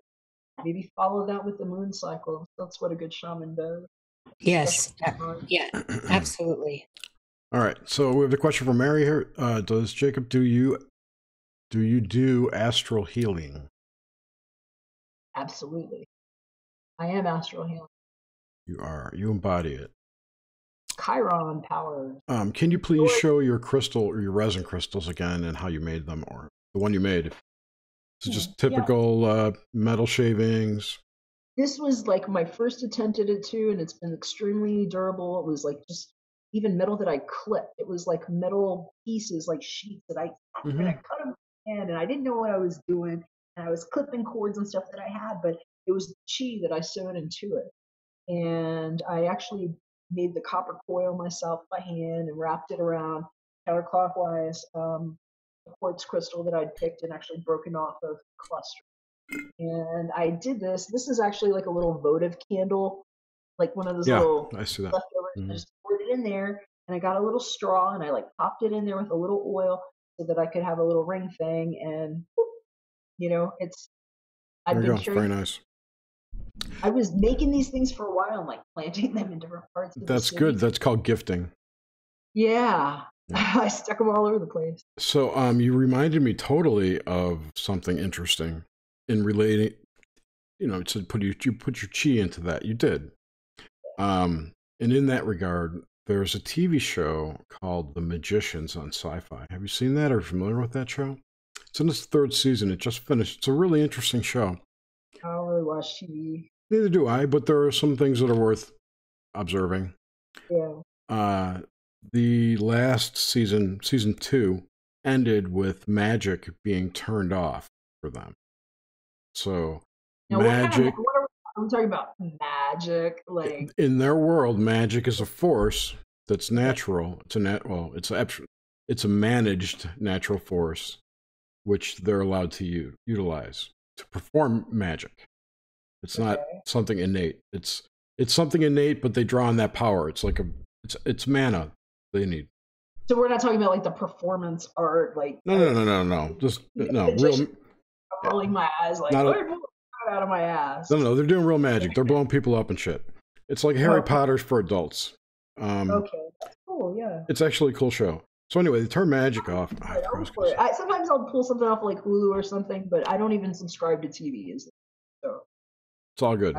That's what I'm relaying the whole story. I'm giving you a little backstory on it. So in this episode, before magic was turned off, there's one professor who's kind of a dick, and he makes this one kid who's kind of a dick file a heavy wooden table down to sawdust with this tiny little rasp. It took him days and days to just file this thing into sawdust. And after he finished, the professor tells him that what he did was he pulled the magic that was the intentional chi that was put into that because it was built with magic. And it went back into his battery, which he was making. And the process of him tearing that thing apart that was built with magic, actually, he reconstituted the energy that was put into it. Alchemy. Reverse alchemy. Either way. If you're looking at it very like three-dimensional, I guess, I can see it for... It's not three-dimensional per se. It's just more that, energy is neither created nor destroyed. So it makes sense that if you put it into something, you can get it back, but it's never really talked about. It's not something that's discussed. This is the thing that I see when you were talking about what does it look like, to you, when you were asking if it was expansive and does it get bigger? And I said, well, it gets bigger while it's smaller, even to the way I see it now. Yeah. Talking about this magic thing, because it's like if you can only see it from inside of it, that's what I mean by like three-dimensional. That's not at all what it looks like if you can only see from inside. And that's what I was saying, because like to call it like reverse alchemy, even if you break it down where it's almost like that reverse energy sucking out, it still goes somewhere and you can see it somewhere else. Right. I'm assigning the linearity to it.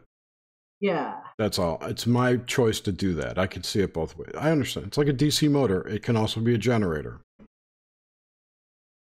All right. Anyway, moving on. Well, it'll pop out. It'll expand at some point. And this is what I think is happening with these quote unquote shifts. We're talking about the same thing. It's just some of it hasn't become like visually evident to people. And I think that sometimes the tendency might be to talk about it energetically the same way. Wait, ships or shifts? And once it is open to itself, it actually becomes multiplied. And it was there the whole time. And what you did was kind of create more energy. I think that we're going to be able to prove that soon. And I didn't do that. I mean, it was in the TV show. And I agree. Yeah, I think the net effect of the sawdust and all that work and energy and the intent, his hands got screwed up. And this professor said, I'll help you do that, but you got to do this for me. So he did all that under the guise of something else. So, I mean, there's all this built up energy that's put into this rasping of this table down to sawdust. I understand what happened. I just thought it was interesting because it's an aspect of magic that's never really touched upon, even in media, the deconstruction of it. It's always projection. Well, but I mean, it's valid though too. Like even how you're saying it though, because it's also up to the power of suggestion. It sounds like this was a person that was receiving a dogma from somebody that's saying, now this is what happens when you do this.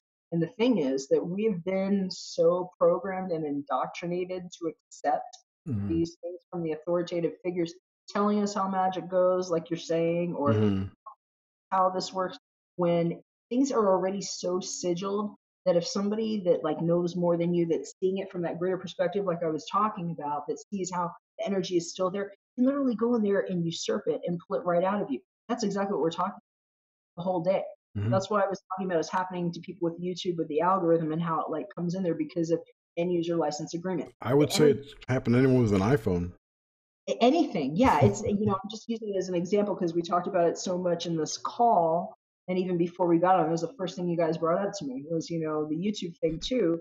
And so I'm just saying that it's one of those things that people haven't talked about because I don't think they can see it. And a lot of times the people that can see it, by explaining it to you differently and telling you, well, no, actually, you just broke it down when you do it that way, it makes it real easy for them to go in there and hijack and collect the current in between, which is actually how the capitalization model works on people with their name and how they're taxed. And it literally looks like, you know, a pump, like pulling things out of people. And it works the same way with this magic that you're talking about. So if we talk about something energetically, the same way that we're seeing it with physical eyes, we're hijacking half of the prize to somebody else right there.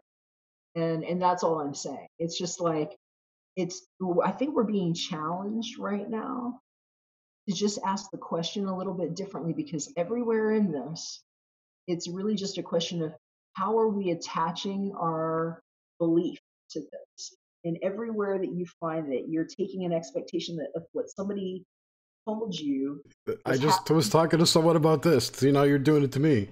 This is, we're just reminding each other. Okay. We're reminding each other. We're just This is awesome. The base of it is, and now you know where the candida. The candidas, I was saying, I was muted. You didn't hear me. In the program, everything. This is what we're talking about. Maybe it's the hive mind. Maybe the candida is the AI that everyone's talking about. I mean, it's all everything. Everything is everything. It's just, here's how you actually scale some of this off of you.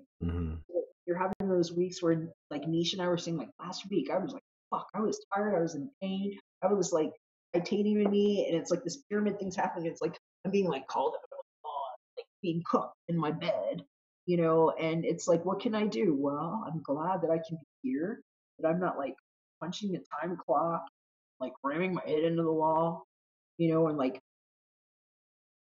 trying to get somewhere and being angry and being taxed to death that way. I've gone through that different ways. Now I'm able to do things here from home, kind of deal with stuff like that because how I've groomed this. And so I kind of feel like the more people can clip off the things that allow them to take that time out when they need it, these answers that are like, you guys are like, wow, you're saying this stuff, it's going to come to you. And I'm just prompting that. And it's my intention to only send healing. And it's just like I was telling Nish, it's going to come to you in a way that you can handle. And you have to focus on how you're feeling. And you'll start noticing that the more that you clean up your stomach and start working on things like a candida cleanse, that's a real good thing to do for a lot of people right now. You'll start to remember things differently. And it's going to be like you have an alternate sense on what's going on. And I know you've got that going on, Jerry, because half the things you're telling me are like things that just happened these past couple of days with me. They're like revelations that I'm writing about and talking about. So it really talks about that hive mind too, how there's also a like particle attraction. Some of us that right now that have just programmed right now, we can do it right now, that with our minds, we've set our intention together as a group in this hive, that we are operating on a divine intelligence that operates in self-love within a safety model for all with non-interference. And if we can do that right now, you're going to be good. You're going to know that you've already taken a practical step. You already know, hey, even if I feel like my digestion's good, maybe I should just go talk to the herbalist at Whole Foods or whoever and say, what would I do if I was looking at just cleaning up my digestion? They have herbalists at Whole Foods? And I'm not huge on Whole Foods either. I use natural grocers out here in Colorado, but I'm thinking of places where everybody can order. Look on Amazon, look at places, look for something for your stomach, and just take a little step right now.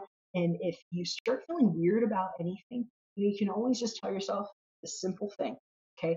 If somebody gives you a fucking gift that you don't want, like a punch in the face, okay, but you knew 5 seconds before you move out of the way, right?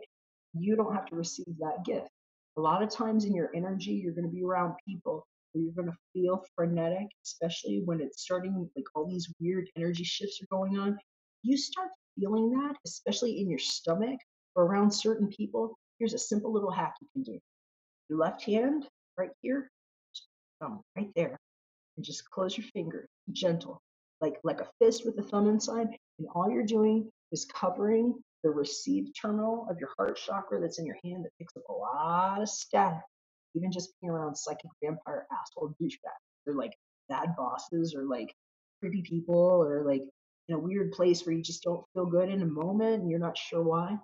Just right here, it's like your heart chakra saying, you know what, that's not my gift.